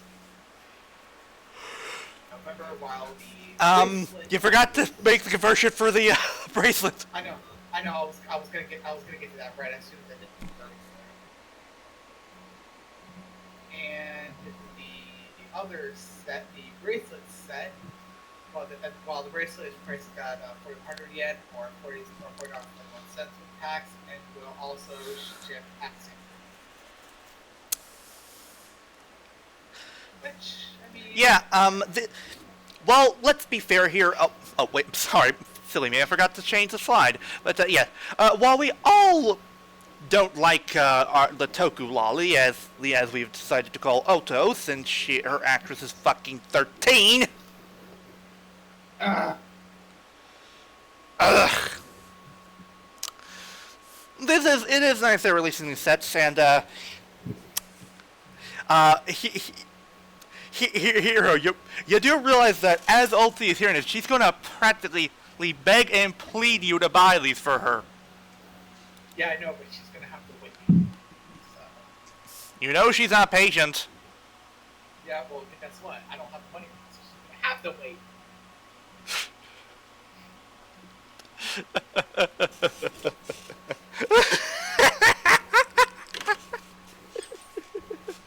Yeah, I see. No, you have to wait. Patient woman. Patience. But I want it now. But it's my money, and I need it now. That was the exact joke I was thinking of, Hero. Oh, great minds think alike. Yeah. Oh, anyway. Okay. Anyway, yeah. Now that we've gone over the news, it means Superhero time starts now. it's superhero time, and we start off with Kamen Rider 01, 01, 01, 01, 01, 01, 01, 01, 01, 01, episode 2. Or in layman's terms, we really want to say it the other way. 0102. Yes, exactly. 0102. The title of it being AI, the enemy, he or the ally. Yeah. And for this, we had to resort to Rider Time fan subs yet again because TVD Oh, now they have it up on their site. Look, TVD Han, I'm gonna say this again. Fix your shit. Yeah, look, here's the thing. In the past, they have been good to at least release these on the following Friday or Saturday. But Well, no, actually, yeah, they usually release them on. For Geo, they really release them mostly on Wednesdays. yeah, usually Wednesdays, Thursdays, or even Fridays. But this is I bad, mean, guys. the latest Get good. Please, like I don't like I like Ryusoulger, don't get me wrong, but I want to use yours because I've been using yours for a while now. TVD Han, come on. Yeah, come on. So yes, as you can guess, we had to use 001's Rider Time fan subs for this. We start off with Aruto being questioned by the police. Ah, crap. Naruto, did you already do something illegal? Actually, there's a good reason they're here. And here. They're actually here regarding the attack at the amusement park last time. And this police is actually called AIMS. They're basically in charge of dealing with run amok, with human gears that run amok and go crazy. Yeah. Which is pretty cool. Yeah. But they of course suspect that Naruto's hiding something. Which, to be fair, he isn't. But whatever. But they think he is because of the Now, Naruto tries to reassure them that he's not a bad guy by telling a joke. However, before that happens, MetsuboJunite.net attacks again. As, Horobi, I believe it is, Horobi's the one who's infecting them, right? I think. Hang on. Let me check. Yeah. Let me rock a wiki. He's the. I believe he was the. If you saw the episode, he was the Dark Lord. Okay, let's see here. Let's see here. Oh, no, it's Jin. Jin's the one who's affecting them. Oh yeah, Jin is the. I believe is the.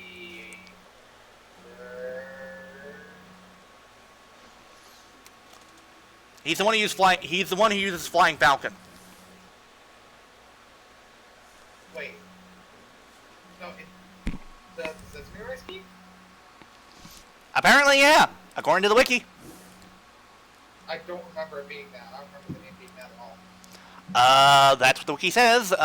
You're probably thinking of Horobi because it's Scorpion. Yeah. That's probably what I'm thinking. Anyway, yeah.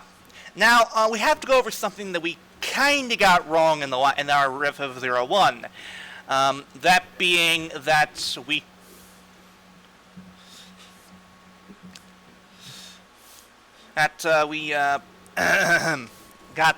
we sort of got things wrong. We thought the first Mag year in one was a mantis.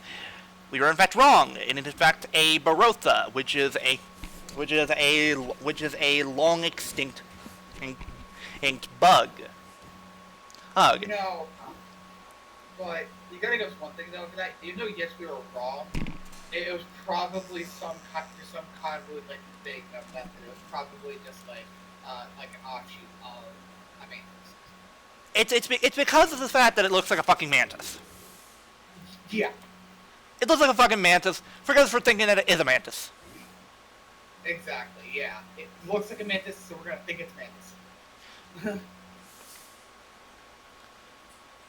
Yeah, but it's based on a but the Barotha Magir is based on the Kuji Barotha Haruyuki, a long extinct insect that lived in the Cretaceous period. And also, the first Magir Visits episode, which is Okurero, who is basically a guy who takes care of boxes, turns into the Kuene Magir? What? Whatever. Yeah. Hang on, let me see here. Whatever. Anyway, now you would think at first glance this is actually a bat. You'd be wrong. In fact, it is in fact another long extinct reptile called the Kuenecocussus, an extinct reptile that lived in the late Triassic period. Yeah, if you can't figure it out, the gimmick with the Magirs is they're essentially long extinct animals, which honestly makes sense given the whole idea of metagenesis to make humans extinct. You know, Yeah. like dinosaurs. Which I have a feeling that we're most likely going to see the dinosaurs as sort of the final Magirs for this group.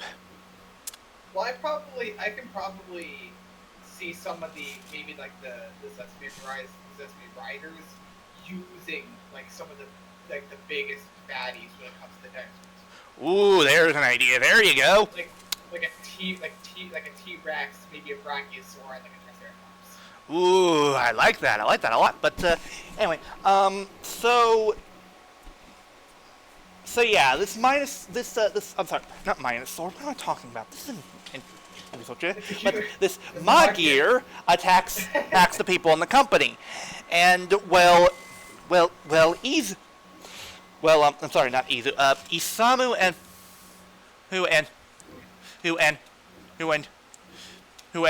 Yua will actually try and fight him, and even though Isamu can in fact hurt him with the shot riser, he can't use the progress key because, well, Yua hasn't authorized him to use it yet. Whoopsies! Whoopsies. Hey, Daisy. That's a whoops. Yeah, but Yeah, that's a big whoops. now, thankfully,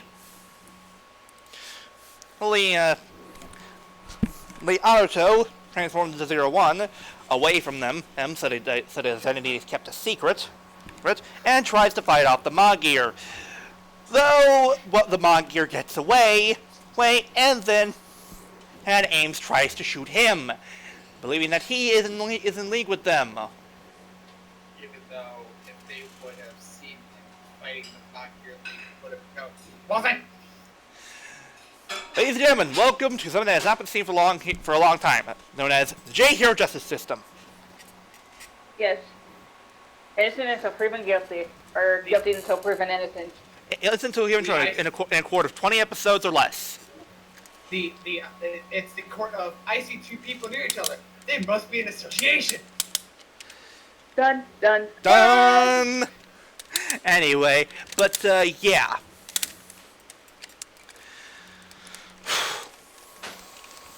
So unfortunately, heated intelligence is now basically being hounded by media due to the attack. Including the vice president, and is okay with this because it basically means if Aruto can't handle this, he'll have to step down as CEO. Well, shit. Now, during the attack, one of the security officers actually helped defend a few people. And, well, Aruto actually makes friends with this security officer. His name is Mamoru, and he was apparently, in fact, named by Soranosuke. Wait, Hey. was that the human gear that was named after? I think it was. Yeah, it was the one named after the grandpa. No, I'm talking about the mom. Yeah, he was named by the grandpa. Yeah. It's kind of convenient that I'm talking about the actor who played him. Oh. Oh. They were, isn't it convenient Yeah. that they have the exact same name? Yeah.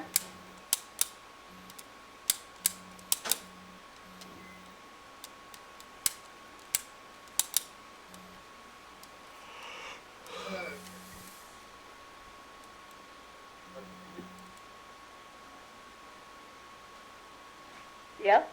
Yeah, right. Sorry. So, Aruto, of course, needs to figure out what's going on. Meanwhile, AIMS are currently searching for the My Gear. Here. Unfortunately, Aruto is then attacked by Jin, who has turned Mamoru into a My Gear himself. Dun, dun, dun! And, okay, even though we all saw this coming, this is kind of sad. The first Magir that Aruto's made friends with, well, other than Uzu, has basically been turned into a mindless drone. And we also learn from Uzu that, yeah, there's also a downside to this. Yes. When a human gear's programming has been altered, it cannot be altered back. So yeah, that means that Aruto must now kill him. So God basically, damn it, Shane, you're making me feel for robots that are supposed to have no emotions. Stop it. yeah, honey. This is essentially, you know what I'm going to call this? I'm going to call this the Invest effect. Yeah. Yeah. That's what But we're also- trying to say, babe. Here's the thing, honey, you're gonna hate me for this joke, but why are you feeling for him? Aren't you also a robot?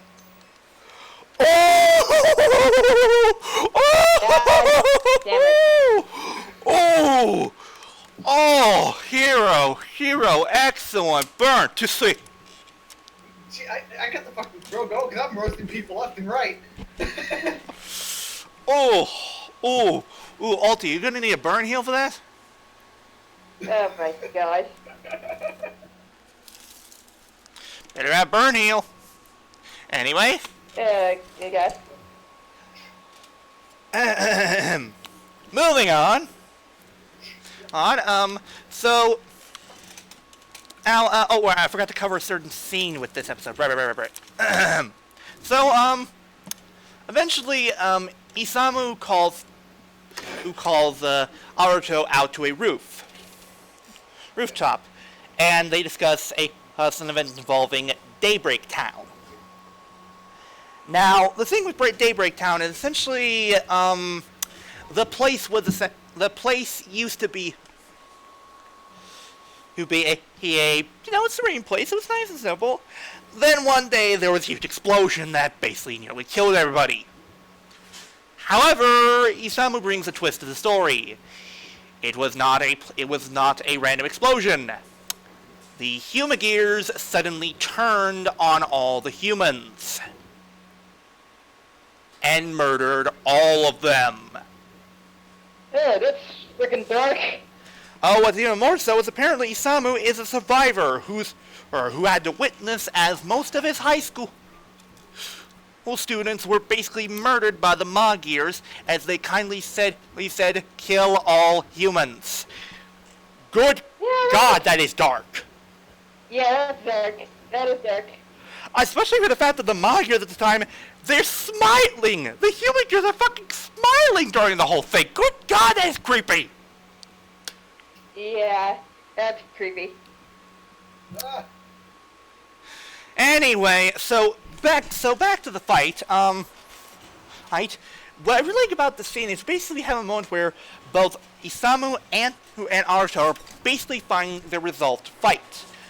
Right. Isamu, who proclaimed that he will destroy all human gears, while Naruto says he will protect them. And thus with Isamu, who he manages to somehow break the lock on the authorization for his progress key. And thus by activating, shooting Wolf, Isamu initiated the shot rise, and by punching a bullet, well, technically it's an energy bullet, but that's neither here nor there. By punching a fucking bullet, Isamu transforms into Kamen Rider Vulcan. Holy shit, that transformation is badass. and I actually just kind of thought about though. A real bullet, you could theoretically, in some kind of case, you could actually punch a bullet theoretically. But an energy bullet, that shit could go right through your hand with no problems. Yeah.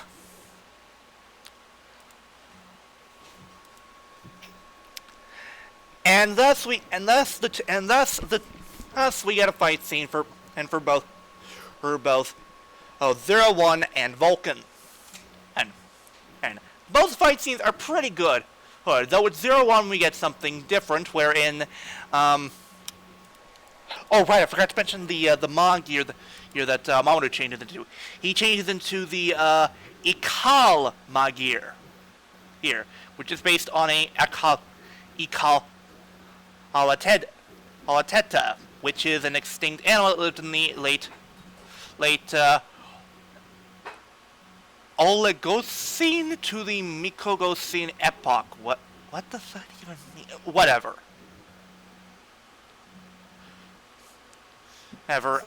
It's mostly supposed to be based on a distant ancestor to the kangaroo.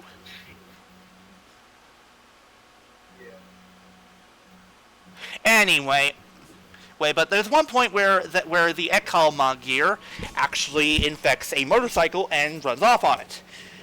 And that's where 01 finally summons his motorcycle using the Heat and Rise phone.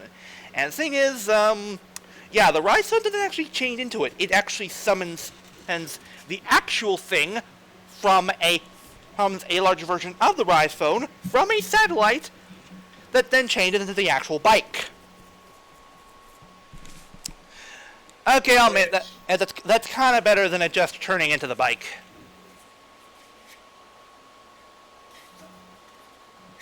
Thus, we get a pretty good motorcycle chase sequence between 01 and the Ikal Magir.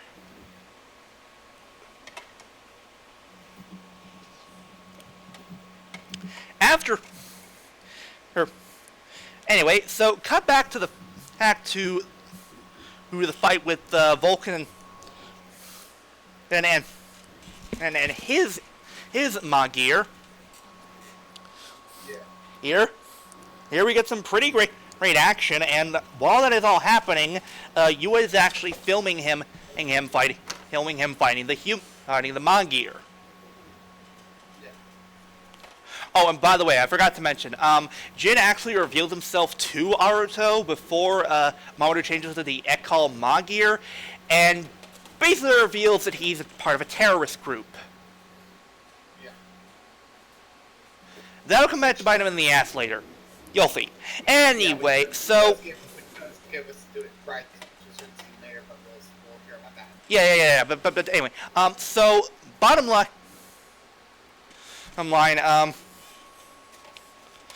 after Naruto knocks the Kalma gear off his motorcycle, complete with him doing a pretty badass motorcycle stop right out of Akira.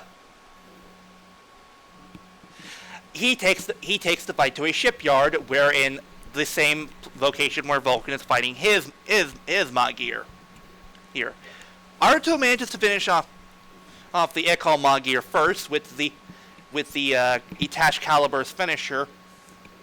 Her hang on. I need to real quick look what it was called again. One moment. Okay, let's see. Aruto Hinen. No. That's Caliber. Let's see here. Oh, right. The Kaban Strash. Yeah. Now the thing is,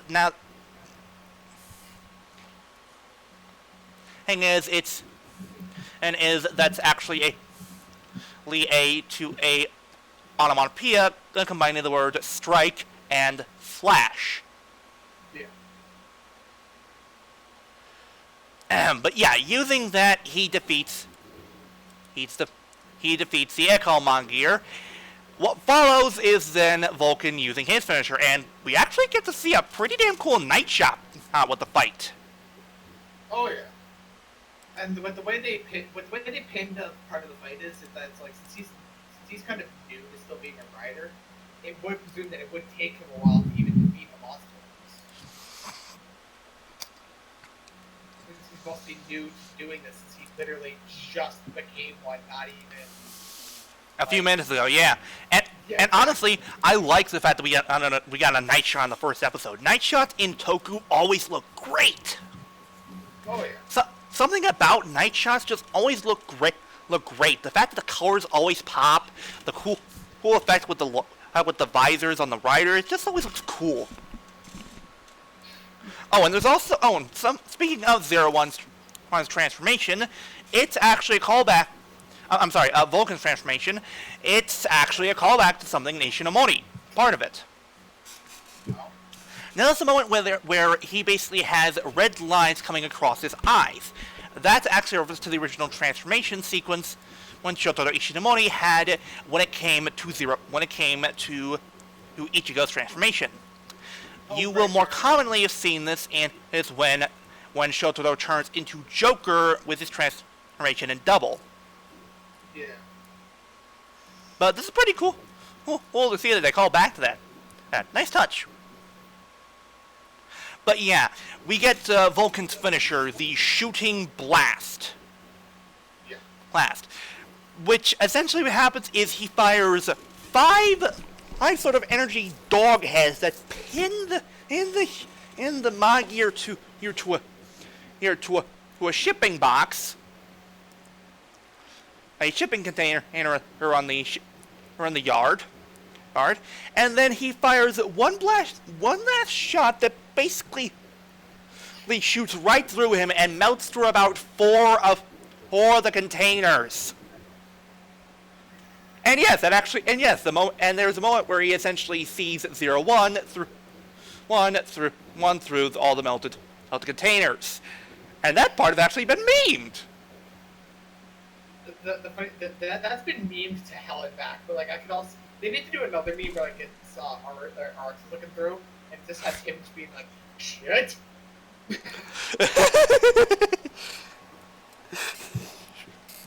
You know what we need to take that meme, and on the other side he sees a picture with a crazed Don Kuroto face. Just imagine that'd be hilarious. Anyway, but through the steam of Aruto basically manages to escape before Vulcan can even do anything. Probably smart given the fact that he knows Vulcan already hates him. Oh yeah.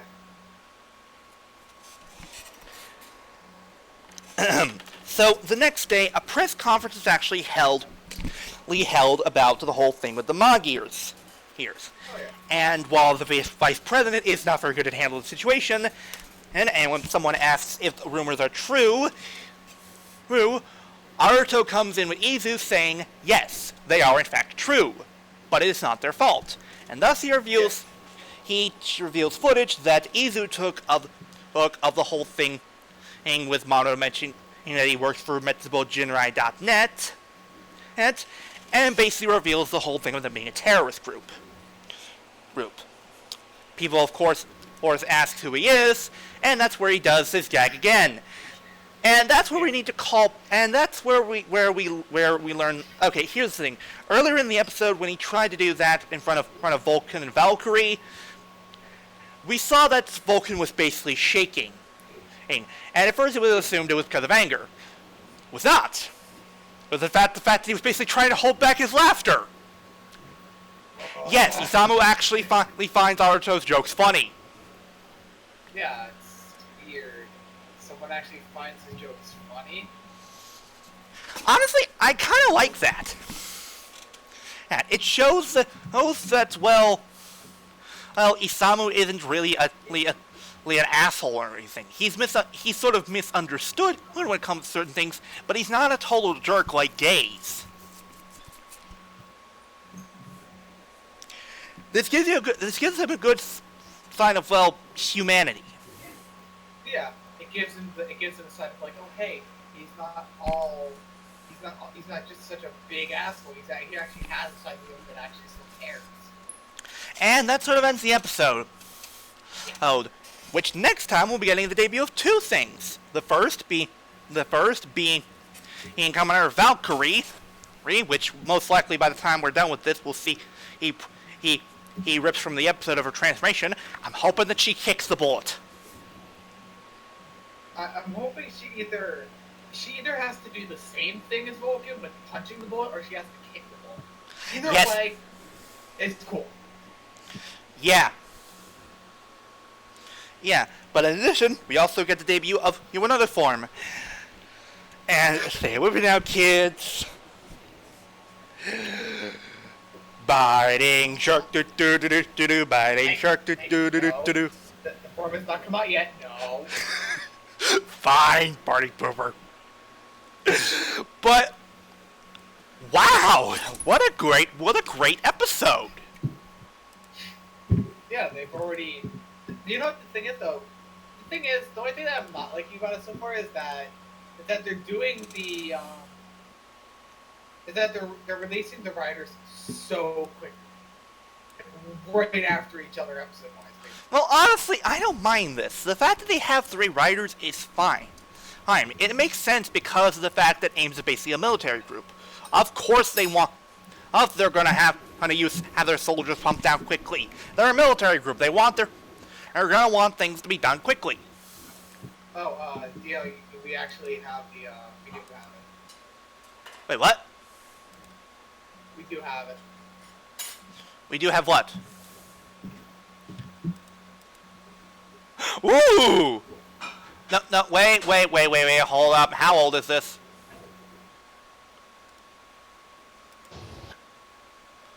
It was literally, that was in August, so it's not the official trailer. Yeah, I was gonna say, this ain't official.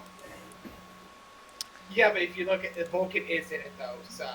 Yeah, I know, but it's not really the same. It doesn't really even show the bullet being punched. Yeah, but I have an odd feeling, like, with the way they showed it, that's probably the way they should have it. I'm gonna hate that if that's the case. Please let her do something with the bullet that doesn't just, shoot the damn thing. Let's just see what happens, okay? Okay. But overall, this was a very good episode. I especially love the whole bonds that Naruto made with the with that one security officer, Humagear. Yeah. Oh yeah. Here, it added a great sense of not all of these Humagears are just going to be nameless individuals. Some of them are actually going to be people that you get to know. And it honestly was pretty heartbreaking. Because even though you knew he was going to be the next one, you still weren't looking forward to it. But because he's one of the first friends Naruto's made there. Oh yeah. It's like, ow! And a part of me was thinking, maybe he can actually revert the Metronora. But the moment Izu said, no, you can't do that, I was like, oh shit. Yeah, when he said that, it was like, oh.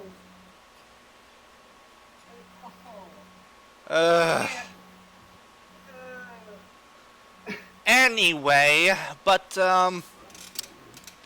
essentially,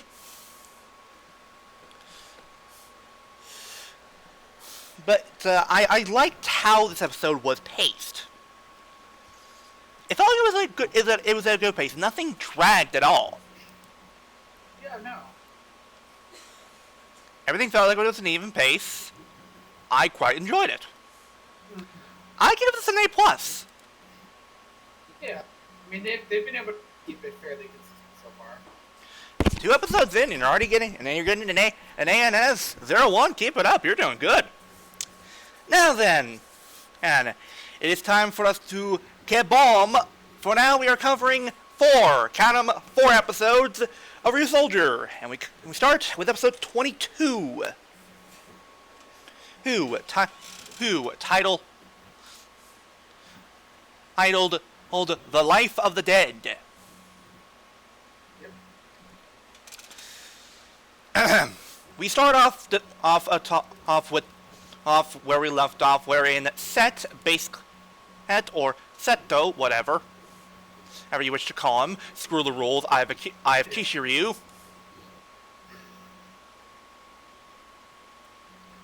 Anyway, but yeah, basically what happened is that he reveals the reason why he looks like Ui's father is because, well, apparently during the excavation he basically woke his spirit. Zedd apparently used to be a member of the Kishiryu tribe, but basically was sealed away. Yeah. What are the details? We don't know yet. Because apparently, yeah, he can't reveal everything because he can only possess his daddy dearest for only a few minutes. I think it's like last time I checked. Well, when I checked it, it was like maybe like just once, like for 5 minutes. I think. 5 minutes is a must, yeah. And no, we're not talking about DBZ time. We're talking actual 5 minutes. I feel like it's actually about 5 minutes. But yeah, he reveals that essentially, Cosmo Raptor and Shine Raptor and Shadow Raptor have a unique power, and essentially they can combine to form one power. What is that power? We don't know yet. But before that, what happened? We get a moment wherein we see the actual Minosaur, the Necromancer Minosaur. Or now, Ko actually tries to chase after it. However, he ends up in a strange limbo world. And in that limbo world, oh, what a shock! It's Tank Joe! He's back again! Shucks. Okay, well, on one hand, we should be mad that he's back since we just defeated him. I can't help but be glad he's back because he was the best villain! Uh-huh. Oh, he's better than Waizeru currently. Yeah. Not only that, he kind of respects Crayon more than Waizeru did. You'll see why you'll see why in later episodes. Yeah, you'll see why in a little bit. Yeah, but essentially, we actually get a pretty good scene wherein Tank Joe actually makes Ko hesitate in a moment because he says that yes, most of the lives from Earth will basically be replaced with the dead. He points out that if that does happen, and Master Red will be revived. Yep. And while he doesn't really make any attempt to sort of stop the other from defeating the Minosaur, he hesitates for a moment about fighting because, well, it's clear he still feels guilty over what happened. Oh yeah. And while he shouldn't, it makes sense that he's still guilty about it since, well, I have a feeling that Master P coming back may have basically brought some of those old memories back to mind. But yeah, long story short, Ko gets his ass kicked, and actually Shine Raptor saves him from that dimension. Yeah. There's a moment wherein Asuna actually questions Master Pink, and basically Master Pink reveals that the person who birthed the Minosaur was in fact her. They don't really go into detail, but from what I can gather, it seemed like Master Pink, it was born from Master Pink's desire to see Asuna one last time, so that they could have had a proper goodbye. And well, yes, and I'm not really sure how exactly a Minosaur could be born from a dead spirit. Since this is a necromancer, it kind of makes sense. Yeah, it does. It is explained through some little convoluted method that is. But yeah.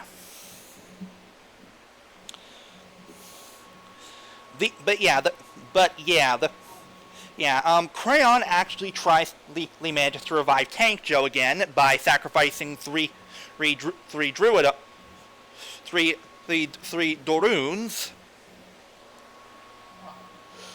Not really sure if that's how it works, but whatever. We get to see more Tank Joe. Awesome.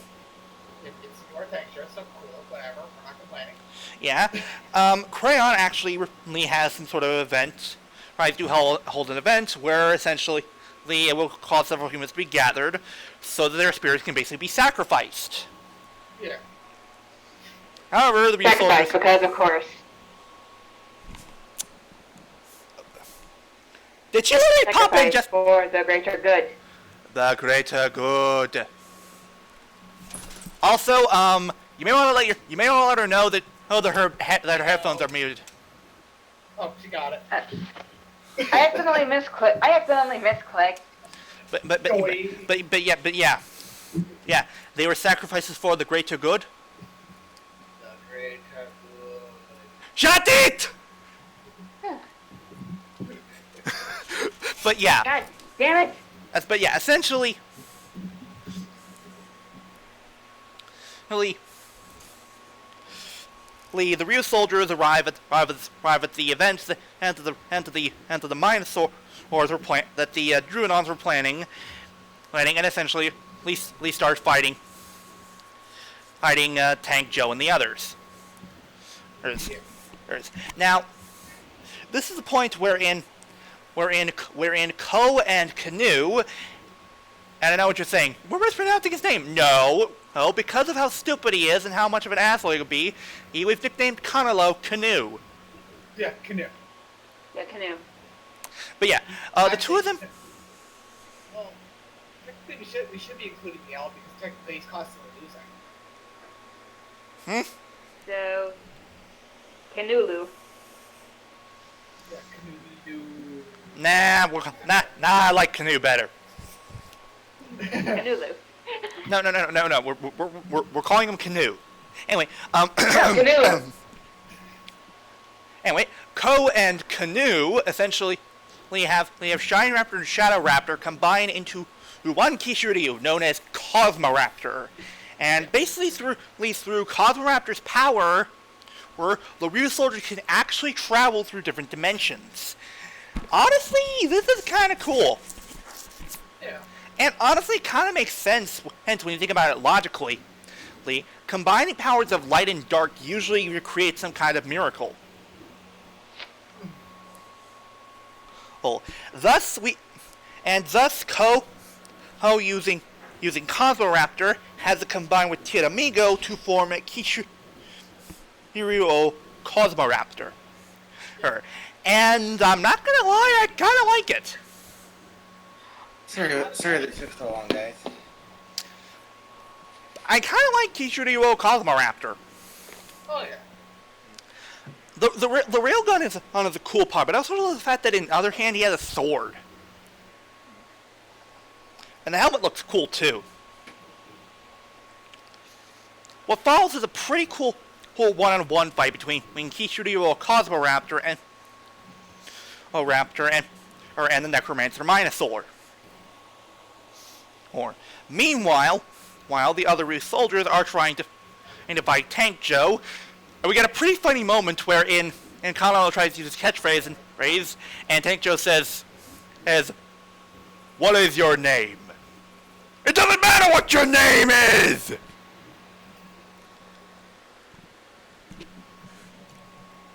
Well, okay then. That's actually that's literally what he said. Yeah. Oh, yeah. And that's it, 22. Yeah, he basically pulled a rock. And essentially, but yeah, things aren't going well until Master Pink actually tosses her sword to Asuna, and Asuna manages to get a good stab in on Tank Joe's armor. Stab me, stab. But it gets even better when all the Ryusoulgers channel their energy into the sword, and with one powerful slash, Asuna completely annihilates Tank Joe. Okay, that was pretty badass. Yeah. But it gets even better wherein Ko uses the finisher for Kishiryu Cosmoraptor, using the Kishiryu Cosmic Breaker. Or is it Cosmic Break? I think it's Cosmic Break. Wherein essentially the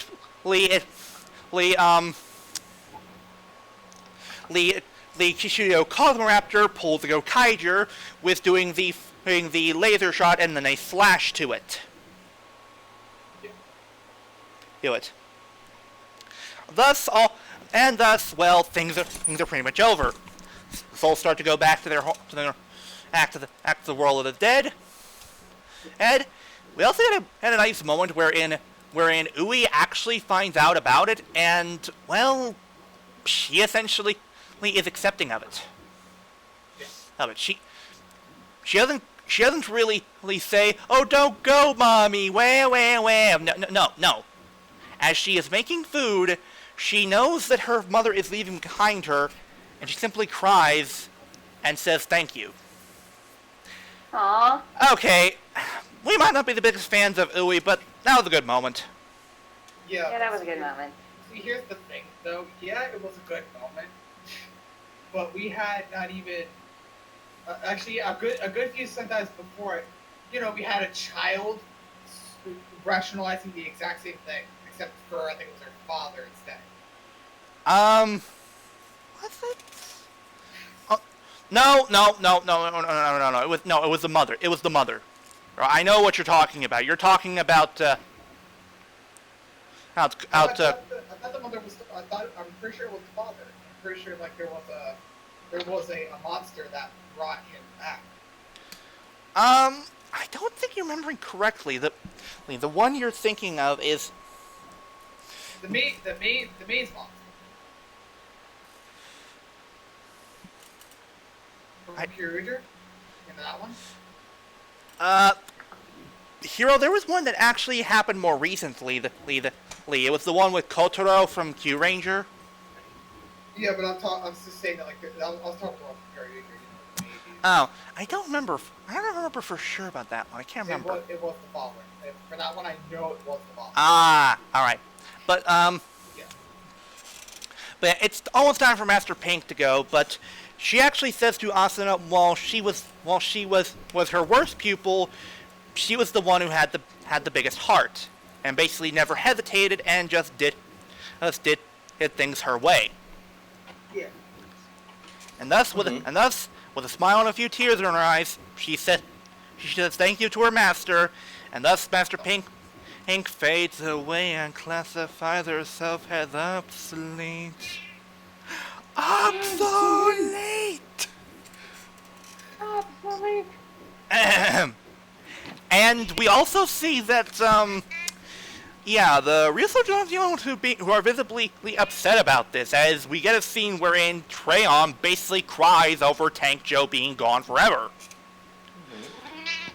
Okay, this brat maybe he a bit of a jerk at times, but I'll give him that. I'll give him this one.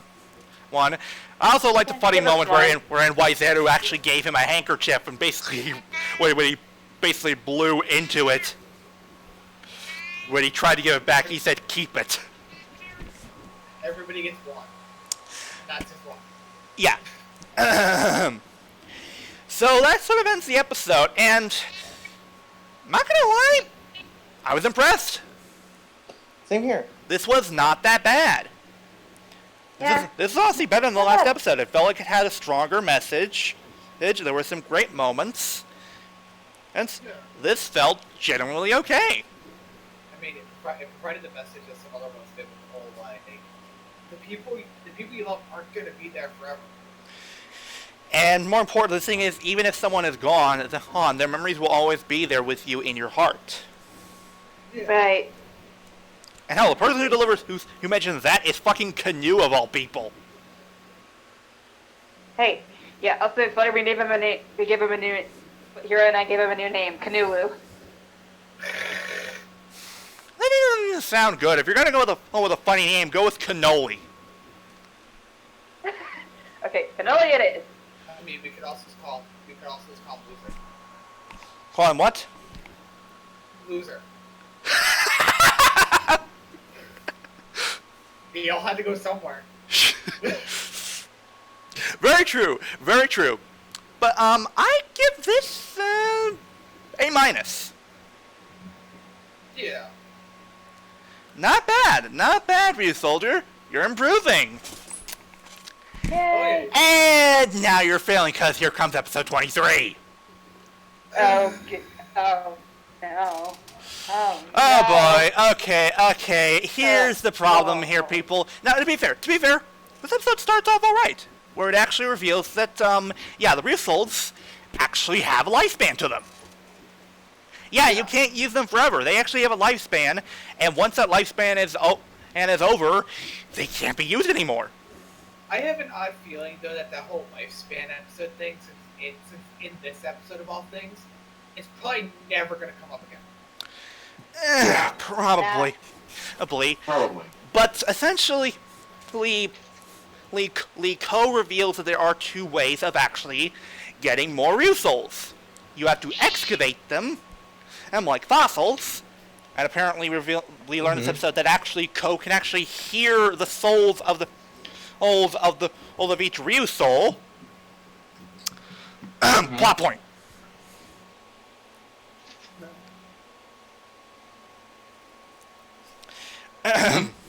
But essentially, excavating is one thing, which, to be fair, that sounds cool. Okay, so this is going to be an episode. Oh, no, wait, I'm sorry. There was the other method, which involves trading Ryusouls like they're fucking baseball cards. What? Yeah, what? Okay. Series, you had me. You had me at the whole thing of them being like fossils. Excavating them and such, that's cool. That's unique. We've not had that done before in a Dive Sentai. But trading them? Really?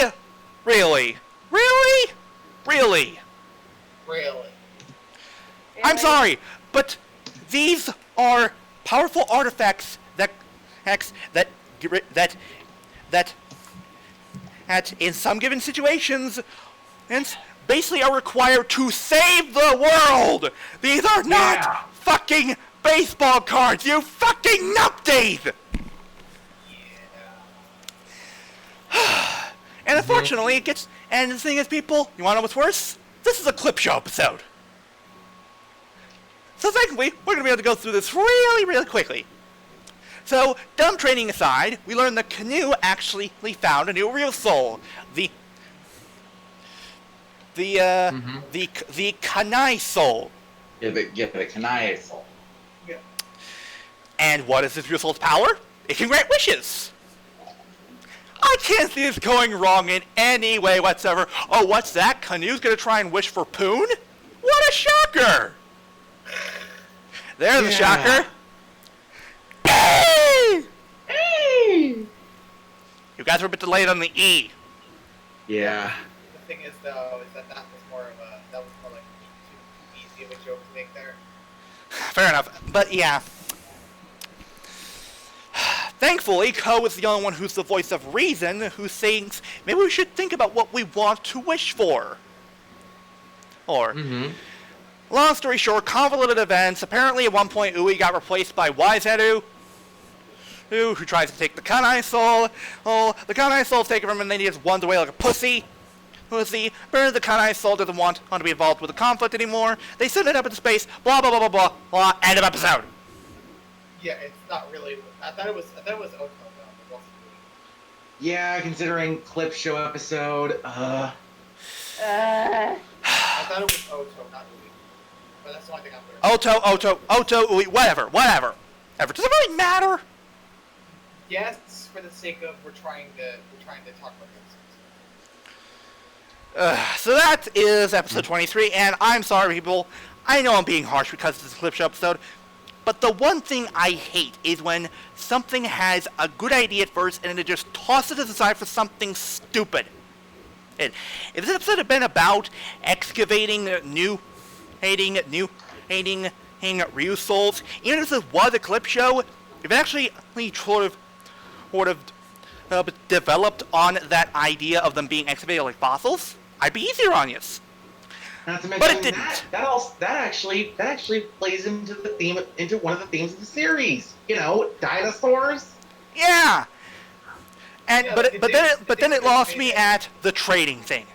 I'm sorry. Yeah. These are magical artifacts. These are not Pokemon cards. Yeah, not Pokemon cards. And you know what the worst part about it is? Now that they were applying rarities to them too. That's the worst part. Yeah. Because they literally looked at the Maramara soul, you know, the one that Coke got. Yeah, and they essentially looked at it with a holographic Mewtwo. Each other. Charizards were.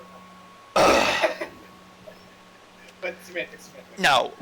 I'm sorry. No. Just no. No, just no. Yeah, no. You had a good idea and you threw it away. And then you used the fucking clip show. No. No nice. No nice. I'm not being nice. Ryusoulger, I wanna like. Ryusoulger, I really wanna like you. When you pull this shit. No, just no. My rating for this is F. Be lucky I'm not giving it an F plus. Yeah. F I agree. for. I'll be more generous. Hold on. Where's something that I can? Oh well. I'm sorry, but just the trash bin belong in there. Mm-hmm. Yeah. When it comes to this, I only have one button to use here.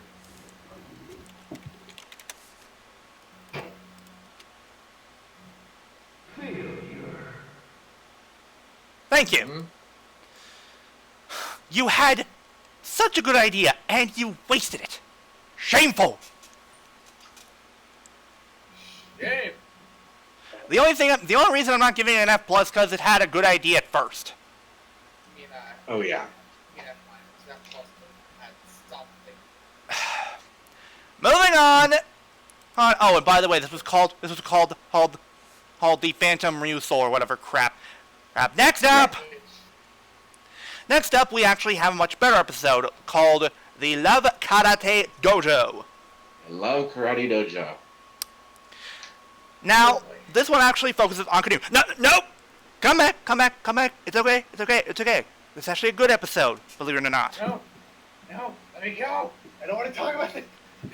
No, Get you back don't. here! No. Quick, You deal can't with make me. Rick, deal with. Strap him. With the handcuffs. Wait. Why do you keep handcuffs? Just because I have a thing of handcuffs and the private dungeon does not mean anything. Final stay. She had to handcuff me to a pole. The final stay. Actually, originally I Rick, wanted. I was Actually, kidding. I do not have handcuffs or a secret dungeon. Don't ask. I won't. So originally, I was just going to ask you to duct tape him to the chair. Okay, right. No, do not duct tape me to the chair, and do not make Ulti do it, because then I'm going to say harder. Duct tape me harder. Moving on. We start the episode. Who's covering this? You or me? Or him. Go with it. Go. Anyway, So we start off the episode with a little festival, wherein a girl is attacked by a bunch of Doroons. In fact, considering the goldfish scooping, this might be Tanabata. Does it really matter? Yes, it does. No, it doesn't! At all! Moving on! Canoe manages to arrive and save her just in time, and she actually, surprisingly, is impressed by Canoe and asks him out. Yep. Wait, what? Wait, time out. You actually got a date? What witchcraft is this? Witchcraft! Royalty! She's a witch!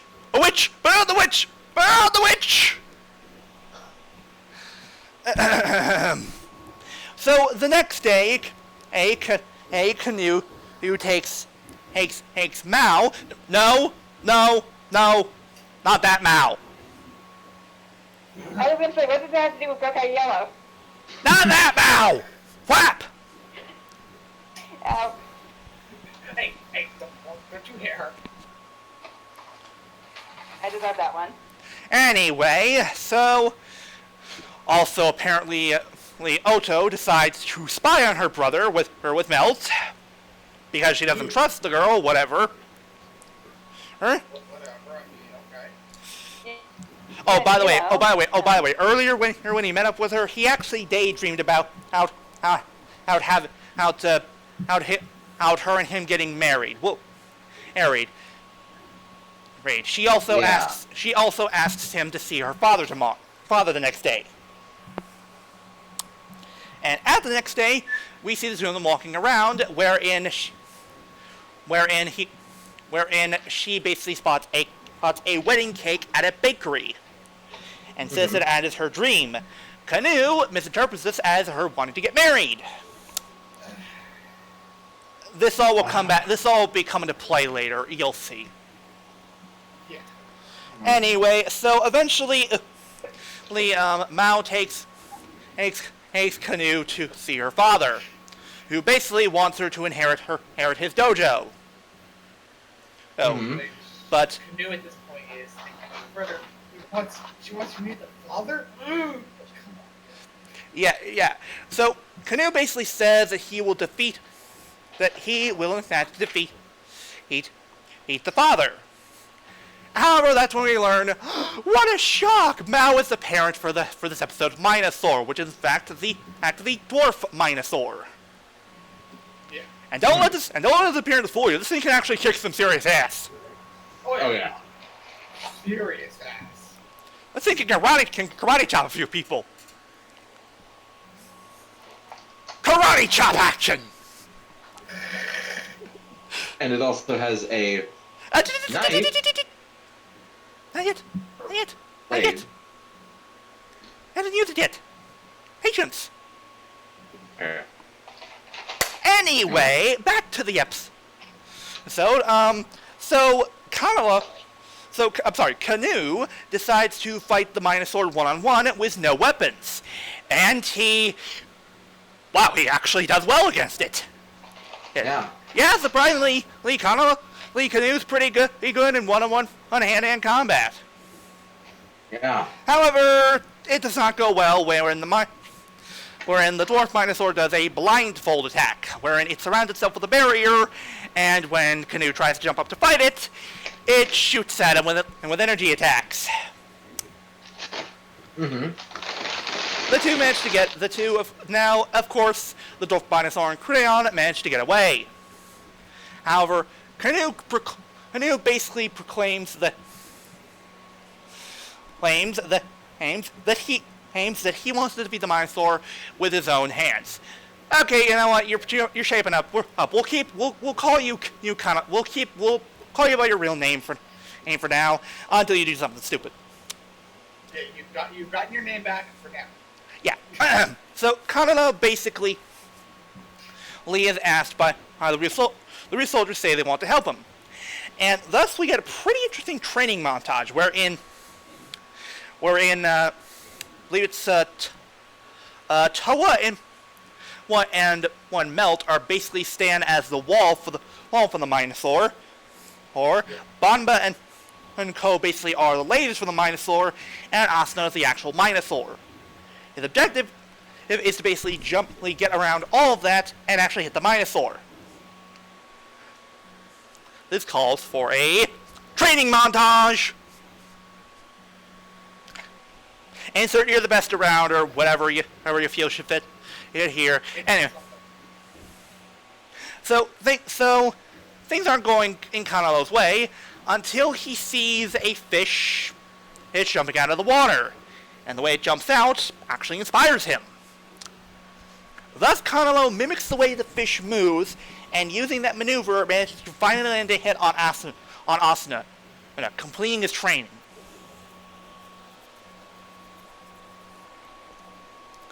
The next day, Kanalo is ready to fight the Minosaur one-on-one.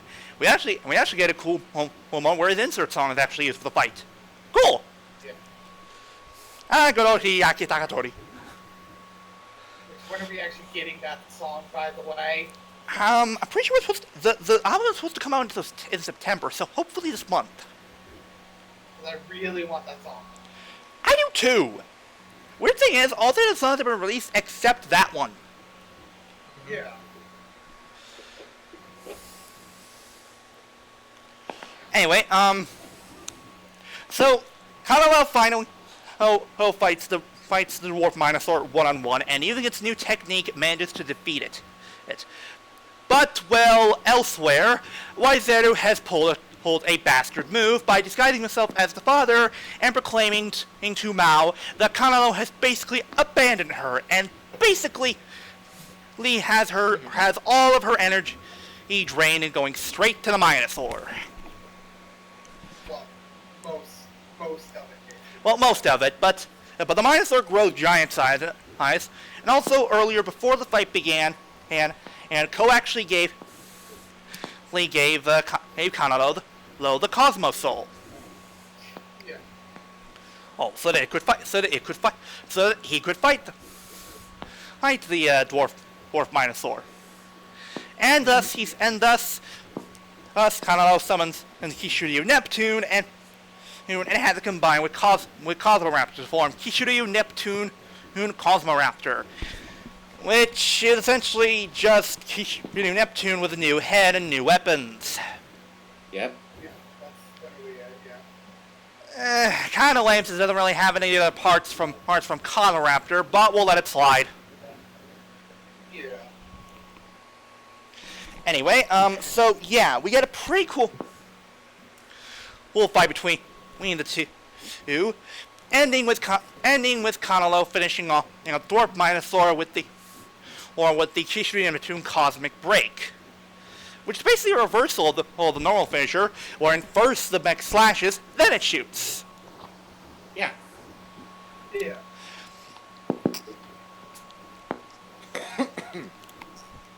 So yeah, that pretty much wraps it up. Kanalo manages to defeat Daddy Dearest. Everything's turned out well, except, well, not really.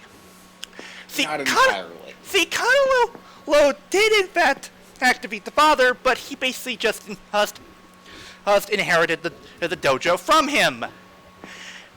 And it's so that Mao can go to Paris, become a patissier here with her boyfriend. And I know what you're thinking, what, she never mentioned that?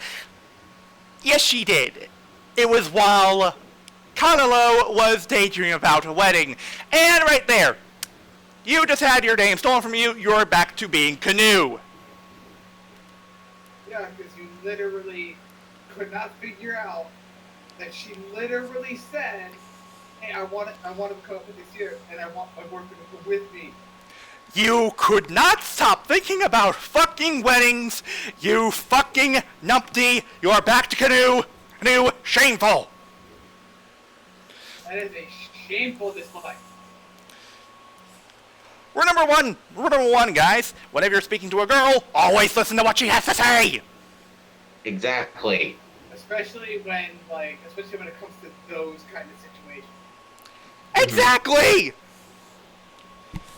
And we actually end with a pretty funny way with Oto. Oh, yes, she's back. Delivering a kick to Canoe for basically being a moron. Okay, Yeah. I'll give her that. Okay, all joking, besides Canoe being an idiot, this was not a bad episode. Yeah, no. Honestly, this was pretty well done. I felt this gave him some okay developments and the fight, and the fact that he was able to hold his own in a one-on-one, hand-to-hand fight. That's honestly kind of impressive, since you mostly see him relying on his gun and his dagger usually. Again, in the words of Darth Vader, impressive, most impressive. I'll give this B+. Yeah. B+. It's alright. Mm-hmm. It was alright overall, but at the same time, it was kind of one of those, it could have been better. Could have been better, but it was alright. And thus we go to the final episode of Ryusoulger for this week. Titled The Dancing Crayon. Yeah. We begin with, we start off our episode by actually having the Ryusoulgers doing their ending dance. Wait, is the episode already over? With the episode, No, it's No, actually it's for not, Ui's because channel. basically it's the video for Ui's channel. Oh. Also at the end it's implied that the ending dance you see is actually supposed to be the actual video. yeah, so it's a pretty cool way of. Yeah, it's alright, but anyway, Melt is constantly failing to do it properly, and he's getting tired of having to do this over and over again. Okay, here's one issue I have here. While they imply throughout this episode that Melt's being a little bit of a jerk by not doing this for Ui, he does make a good point. This is her video. This is supposed to be for her channel. Why are they doing all the work? Yeah. Why should they do all the work for something they won't even get credit for in the end? Yeah. I mean, if this were something more important, then maybe I could understand. Maybe I could say that's a little bit greedy. But no, there is no purpose to other than for fun. Honda, why should they have to do this? At least why should they have to do Right. all Yeah, why can't she be the one to do some dancing as well? Pretty sure her dad would be willing to hold the phone camera for her. Mm-hmm. And hell, the thing is, her whole thing about wanting to participate herself, that's kind of lost in the end, since by the end, we don't see her dance. She's the one holding the phone the whole time. Exactly. So it's like, what the hell? Look, I understand the message you're trying to get around here, but if the other side has an equally good argument, you're failing. Yeah. Hell, I was with Mel throughout the whole episode. Hold, I'm with you, buddy. Why should you have to bust your ass for her? What's she done for you? Mm-hmm. Aside from a couple small things, she hasn't done anything that makes her that makes this worth it. Yeah, besides giving you a roof over your head, what's she done? Nothing. Nothing, exactly. Nothing! Absolutely nothing! Now, Ui, in frustration, actually goes to the web and looks up a video. What follows is, admittedly, a pretty good dance video with Crayon and the Druidons, as Crayon is basically singing his insert song. Yeah. What's it called again, Flutter? Doro Doro Syndrome. Yeah, and okay, admittedly, this is a pretty catchy song. Agreed. It's a villain song, yes, but it's not a bad one per se. But we soon learn that while this is an okay song, you might not actually want to watch it. You'll find out why in a minute. Yeah. It's So eventually, Toe and Bamba are walking around, and they see that several people are basically looking at their phones completely motionless. Mhm. My God, this must be the work of Fortnite!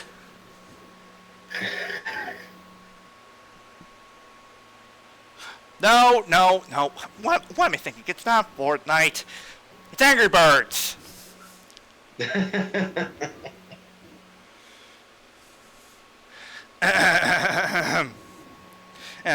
No, actually, it's because of the fact that apparently a Minosaur basically comes out if you start watching the video.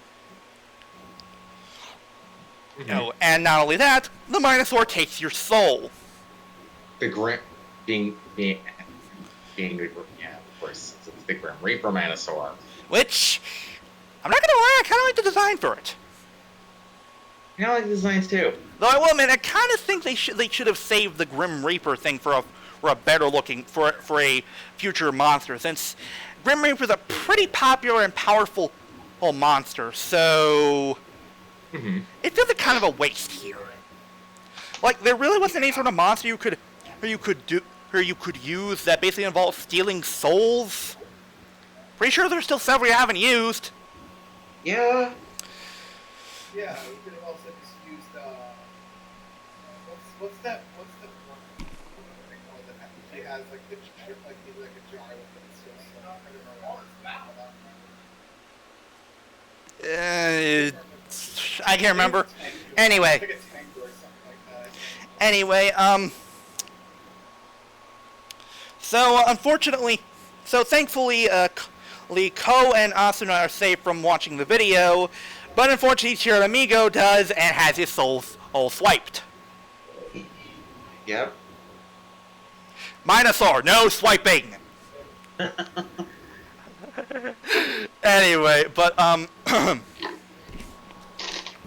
the Ryusoulgers actually sort of managed to track down some energy that was marked by Kanalo at the Grim Reaper Minosaur.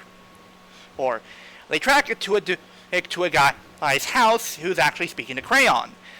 We actually learned that this guy and Crayon are actually friends.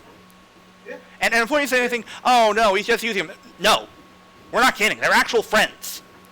Yeah. Originally, Crayon just made the video for fun, and unfortunately, in a knee-jerk reaction when the two were celebrating, he actually slipped some of his slime into his buddy's drink. And you can tell that it's accidental because Crayon shows visible panic, like putting his hands over his face. Yeah, this Grim Reaper Minosaur was an accident. It was never meant to exist. Yes, Yeah. the video was just supposed to be for fun. Exactly. And the guy that he's with is named Anikin. Anikim. Oh, that's a terrible pun. Well, No, Flutter, you're not getting it. Think about it. Anikin. Come on. Ani. Oh, I see. Yeah, I see it. That took a little bit. Wait, hold on. The weeaboo took longer to process the Japanese joke? Wow. Anyway. So, the Ryusoulgers actually managed to track down Zedd, who actually has all the souls. Holes in a jar. And honestly, you feel bad for Crayon throughout the whole episode. Not just the fact that his friend was in danger, but essentially, Waizeru is basically insulting his video throughout the whole thing, calling it foolish. Not only that, he's basically taking credit for the whole thing. Wow. He is. What an asshole. Mm-hmm. What an asshole. No, wait, hang on. For this situation, we need Gilbert Godfrey. Give me a moment. I know where this is going in a moment.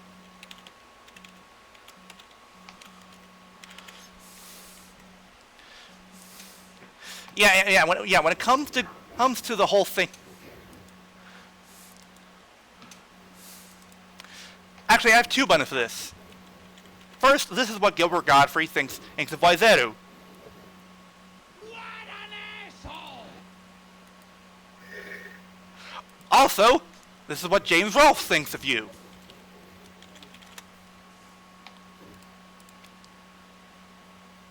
Wow, what an asshole. Yeah. Ahem. It actually gets to the point where it essentially, Crayon actually deletes his video because of how much Waizeru insults it. Mm-hmm. Which ends up contributing to the Grim Reaper Minosaur's defeat. Yeah, because the thing is now remember something, people. Cosmoraptor can traverse through dimensions, so it can actually go into the internet or cyberspace or whatever you want to call it. Yes. Right. Now, a little bit coincidental that Kanano manages to that Bomba manages to knock out the jar, and Tianamigo's soul happens to be the one that drops from the jar. Mm-hmm.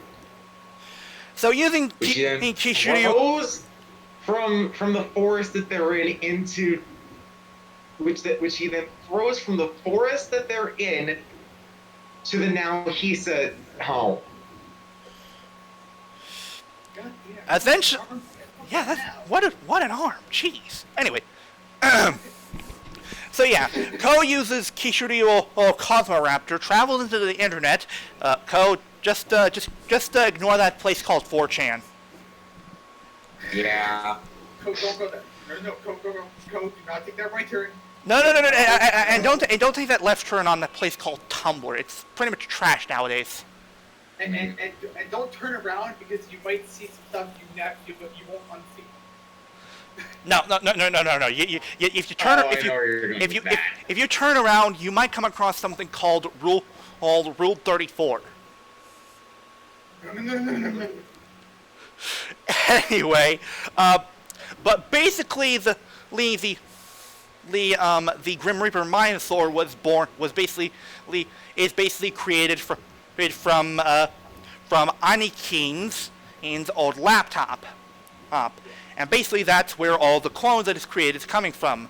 And the only way to defeat it is for all the clones to return to the original Grim Reaper Minosaur. And thankfully, because of Crayon deleting it and no one watching the video anymore, they pretty much do. And thus Ko defeats it easily. Really. Right. We end the episode with everyone getting their souls back. The Tadra Revolution involving Melt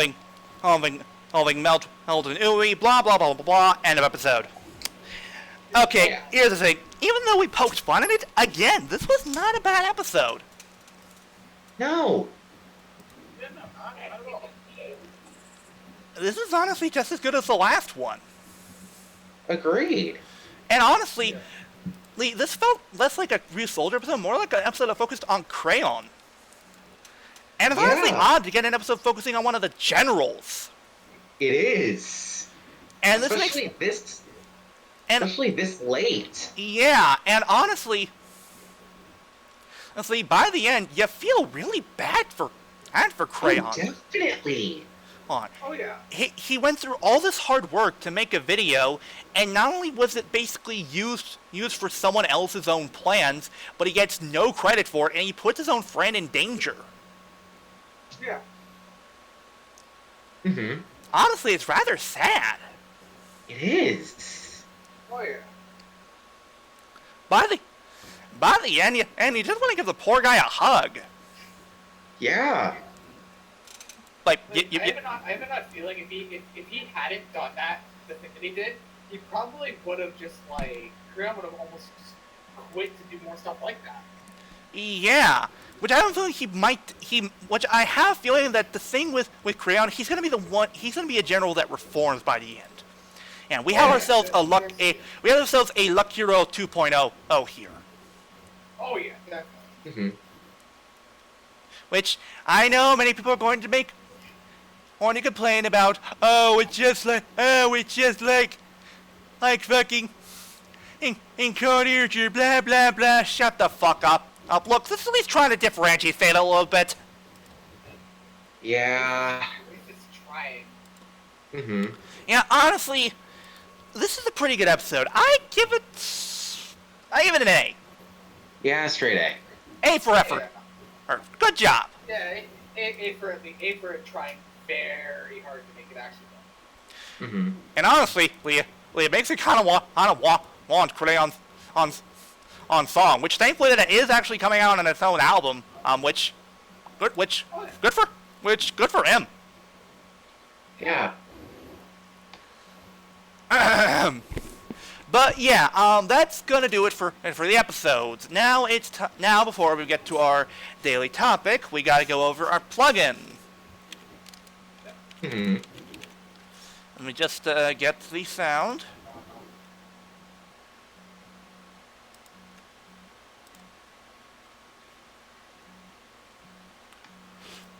Actually, I think I'll try something different. Give me a moment. All right.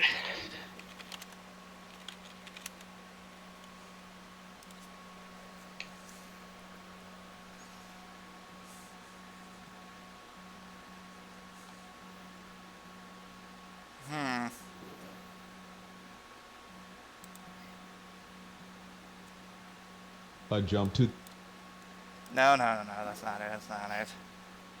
Let's try this again.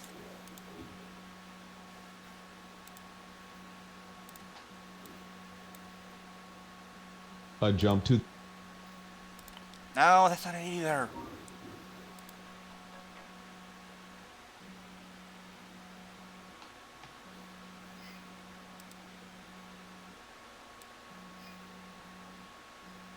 zero. Okay, I can't find it. Screw it. We'll go with the original one. I wanted to try see if I could find just the rising hopper sound effect, but it won't. But I couldn't find that, so we're going with the standard one. Or proto by the next thing. Anyway, it's time to go over our plugin this week, and our plugin this week is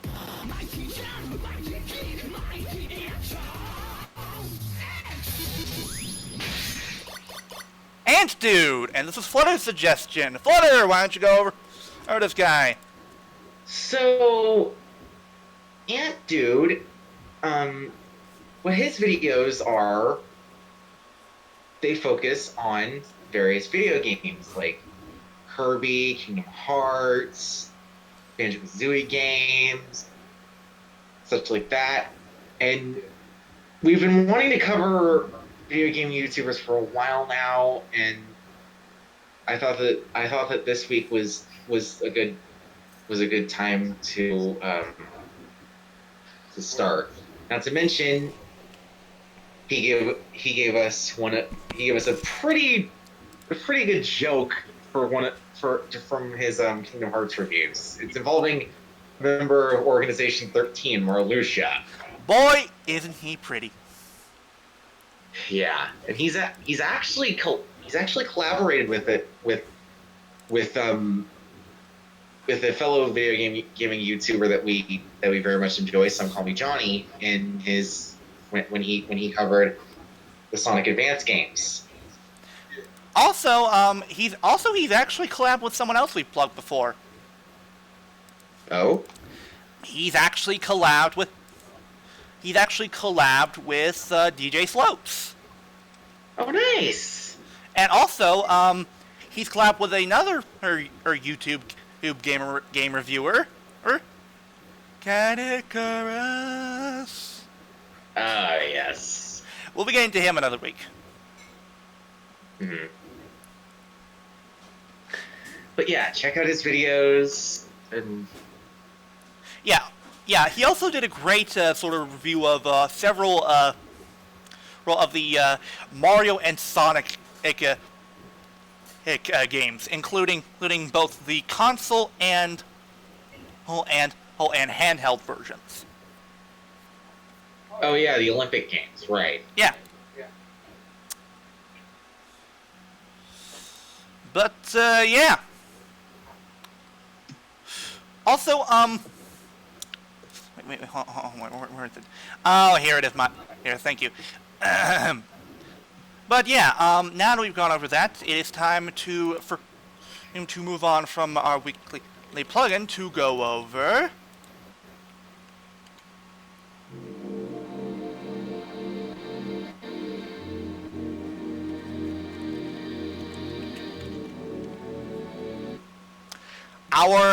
our weekly topic. And our weekly topic today is one that I suggested.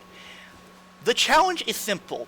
You're to take one moment from Ryder. It can be anything, a defeat, a loss, a death, a victory, anything. And essentially, Work off of that. yeah, work off of it. And as you can see, we got a few interesting ideas. Like, for example, we've got Decade actually being Geo. We've got a Survive form for Zelda, and we have Podod actually using the Gashad Gear Dual Beta. Yeah. Now then, who wants to go first?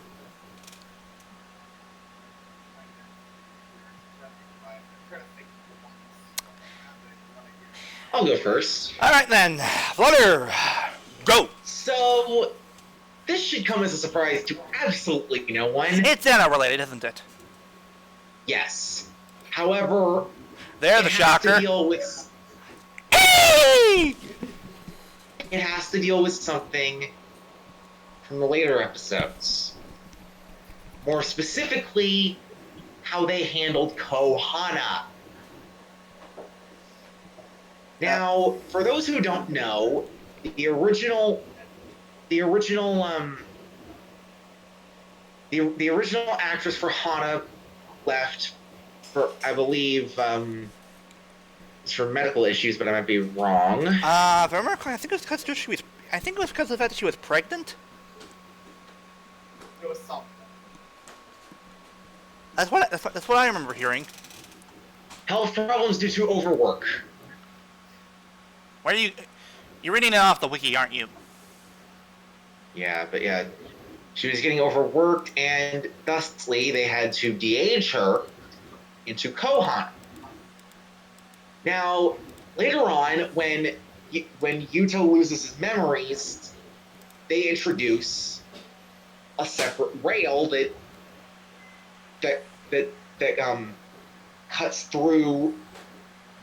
Yeah, that cuts through the sands, like one of the walls in the Sands of Time. That is revealed to be Kohana's rail, and it's also revealed that Kohana is Ryotaro's little sister. What I think that they should have done was after Yuta lost his memories, actually explain why this happened. Maybe show that Irie was pregnant. Maybe even show Ryotaro and Hana growing up together before the events of Deno.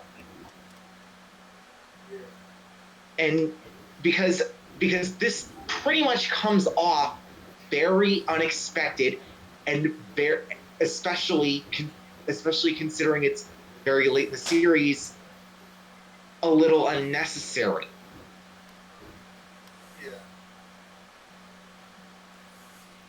Yeah, I get what you're saying. You think they should have explained it better?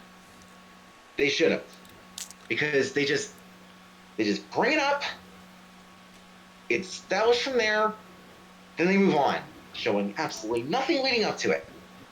Also, in other news, Avex has actually been nice enough to post the actual opening for 01. Mm-hmm. Anyway, so are you done? Yeah. Okay, I'll go next. Okay, so everyone remembers. So who remembers the Commander Yongo special? I do. Okay, so you remember how at the end, and Takumi basically died destroying the Great Leader, and basically destroying his plan for the time reset machine. Yeah. Mm-hmm. The thing is, at the end, and Kaido basically proclaims, "Now who will protect the sky, Takumi?"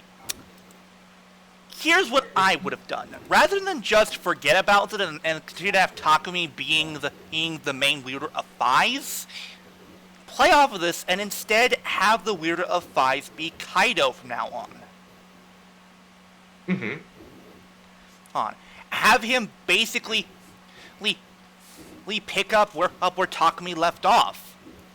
Show him basically repenting for his sins. And since the whole thing with the time reset machine, yeah, that was all Kaido's idea. Yeah, the Great Leader might have executed it, but it's clear he was the one who gave him the idea. Mm-hmm. As Five, Kaido was basically given a new look on life. How Takumi saw things, why he did what he did. Mm-hmm. Ed, yes, it would have been sad to see Kento Honda go. But the dude's been playing Takumi for years. They could have given him a bit of a break, and if you wanted him to come back for Gio, that would have been fine. I'm just saying for future movies, play off more of the idea of this new wielder for Fives. You can do that. Yeah.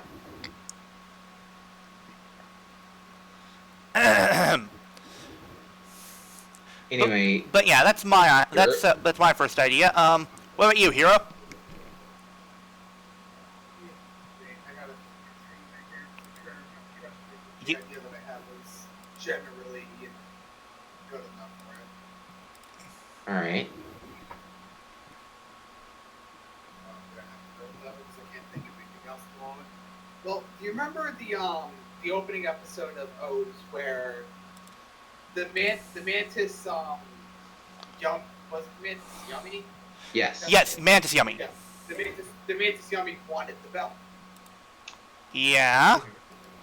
Well, what would have happened if he actually got the belt? Ooh, that's an interesting idea. Basically, what would happen if this single Yummy actually got the belt? Hell, what if it wasn't Eiji who had the powers? Yeah. Interesting idea. There's like a million different ways he can take that, where he can maybe put the belt on, and the belt's just too much for him to handle, and Eiji still gets it. But like, there's a lot of different ways to take this. Yeah. Yeah, like maybe he threw the whole thing with it being exposed to the belt. The greed basically, the Yummy basically starts to gain more intelligence or such like that. Mm-hmm. Maybe it repents for its crimes. Maybe it decides that Eiji should kill him so he doesn't hurt any more people. Yeah. There's a billion different ways to take it, because like, you can literally take the spot anywhere with that. Yeah. Yeah. Excellent idea, Hero. Bravo. Agree. I threw that together in about a minute, because I was like, shit, what do I do with this? I was like, you know what? Fuck it, I'm going with that. Okay. Now since I don't think Flutter came up with another one, did he? No, I didn't. Okay, well, I got one. Okay, this one involves Ghost. That being, okay, so you know the episode wherein Takeru basically uses his one wish to basically give Kanon her life back. Yeah. Mm-hmm. And we know that later on it basically takes its toll by basically making it, oh, by the way, because of the fact that you used your wish on her, you're still going to die. What if Takeru actually did die? And I don't mean that because we hate Takeru. I mean, imagine if Takeru died and Makoto basically had to fight it instead. Yeah. What would happen? Because the thing is Takeru was basically Makoto's conscience for a while. Oh, Yeah. what would he do without him? Would he be more aggressive? Would he he have done something? Would he have done more reckless things? Yeah. What would he have done? Mm-hmm. Hell, would he have basically become the main wielder of all the luminaries? We don't know. We don't. Don't know. But honestly, it's a fascinating idea. Yeah. Mm-hmm. I know that most of my ideas have involved basically characters dying, but it's because of the fact that, well, the thing is, even character deaths, you can do something unique with them. Let's take, what's a good one we can use? Let's think. Yuya. Yuya's death from Gaim. Fine. Yes, he did die, but in the end, while at the time, yes, of course, Kota didn't realize it was him. Right. His death did have some of the impact and meaning later on. Mm-hmm. Does anyone else have any other ideas? Because I just came up with another one. Well, I do have a second one. It's actually another one of those what if somebody else developed it things. Okay, well then go ahead. Fire away. Hold on, I need to look. I need to. Who was the one who made the belt for it? Kengo. Oh, I get what you're saying. You're saying what if Kengo was Force A? Yeah, what if Kengo actually had the strength to become Forze? Ooh, there's an idea. Where would he be? What would he be willing to do? How far would he take the power that he was given? Yeah. Yeah, and more importantly, if he found out that Gamo basically murdered his father, what would he do? Would he take his power and take revenge? Would he do the noble thing? Would he even accept his destiny as an alien? Yeah. Mm-hmm. Where would he take them? Yeah. Yeah. Okay. Here is my last one. And this one is one that I literally just came up with. Here's the deal. So we know that Kota was the one who got the belt and stuff like that. Mm-hmm. And there was actually one episode that presented the idea of Yuya basically being the one who became Gaim. Yeah. But let's take the idea and run with it. What if Yuya was the one who became Gaim? Yeah. Fine. What would he have done instead? Kota is a noble individual, but can we say the same for Yuya? Yeah. Good question. Yuya seemed like he was more reckless than Kota was. Hell, in the series, Yuya was the one who ate the fruit. Mm-hmm. Fruit. Would Yuya have been more malevolent and greedy? Would he have made the same choice as Kota did? Oh, actually, I've got another one, but continue. Oh yeah. I got a calculated on that. Yeah, I've got another one too. But, and more importantly, if by the end Yuya was the last one who fought Kaito, what would he have done with the Fruit of Knowledge? Would he have remade the world in his own image? Would he have moved to a planet with Mai? Again, we don't know! Yeah, we don't. Anyway, that's about it for me. Yeah, I've got another one. DL. Go ahead. So, we know how Philip originally died when he was a kid. When he accidentally fell down that mine shaft, and Ryubei got the idea for him to basically be a child of the Earth. Yeah. What would have happened if Ryubei was a much more caring parent and actually cared for Philip, Shroud, Wakana, and Saiko? Because yeah, the reason that Shroud left was because of what Ryubei was doing.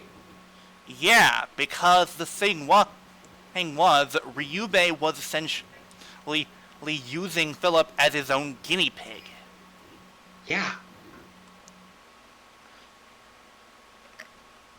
Honestly, that's an interesting idea. Yeah, would he have even started Museum? Yeah. Would he have even started Foundation X? Would he have even started with a Foundation X at all? Yeah. What like, you know, would never have been the group that to obtain the Gaia memories? Yeah. Would Sokichi have even become Skull? Yeah. Because that was partially the reason. Yeah, Shroud went to Sokichi because of the fact that she had no one else to go to. And they were childhood friends. Yeah. A part of me wonders if maybe when Foundation X basically came knocking on their door, if maybe Shroud would have tried to reach out to Sokichi and ask for help from him. Yeah. It's an interesting concept. Oh yeah. All right, Hiro, what's yours? Okay. So, you know how this is more towards the end of Gain though. Well, it kind of fucks with the whole series, not just the ending. But what if Kaito and you know the Kaito and Gain? What if they had And split Kota? What if Kaito and Kota were the opposite riders? Woohoo! What if What if the tables were turned? What if Kaito was Gaim instead of Kota? And Kota was Bear. Huh? Like, where would they have taken it? Like, what would have happened to some of the forms? Like, well, how would some of the forms have changed? It's a simple idea, but it sounds interesting. Agreed. This is why I wanted Mildred to be here for us, because he always comes with great ideas of this.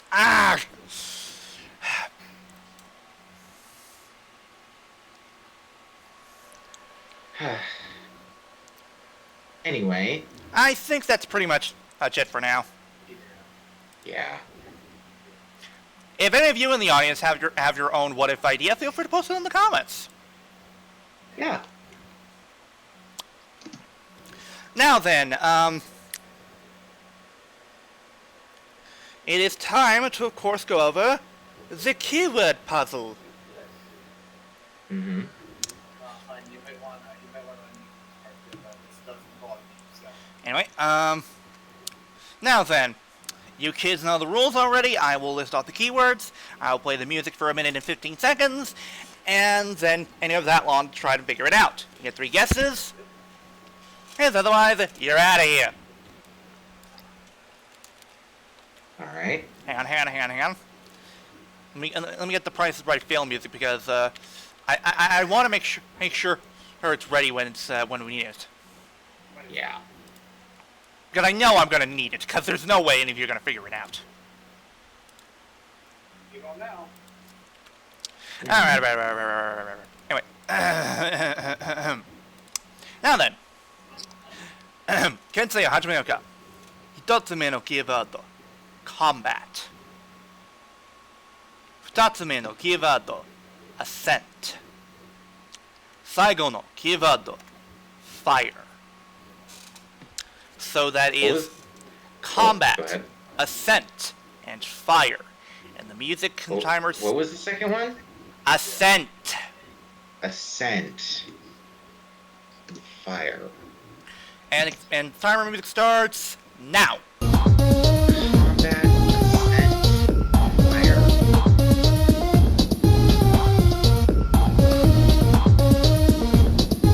Any guesses? Jiraiya? Nope.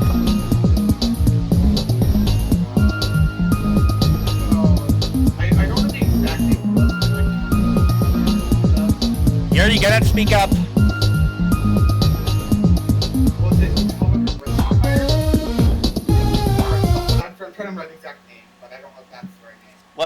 Hero Rescue Fire. Oh, Yeah. No, it's not it. You got 30 seconds, boys.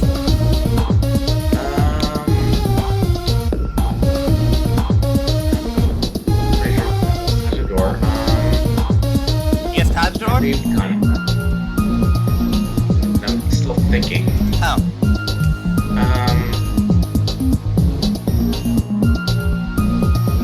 R4?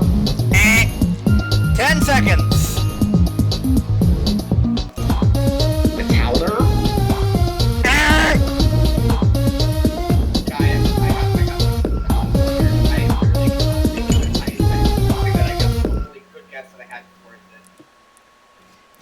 Okay. Hero, did you have any other guesses?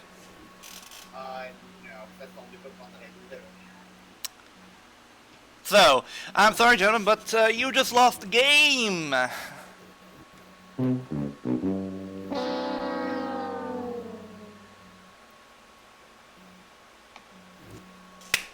Anyway, that is going to do it for us this week. It is time for the sign-offs.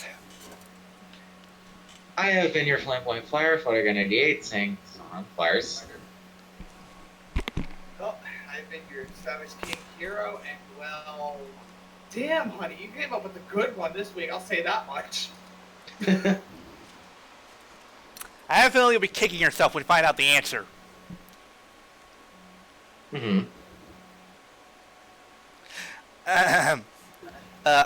What else do you have to say, Hero?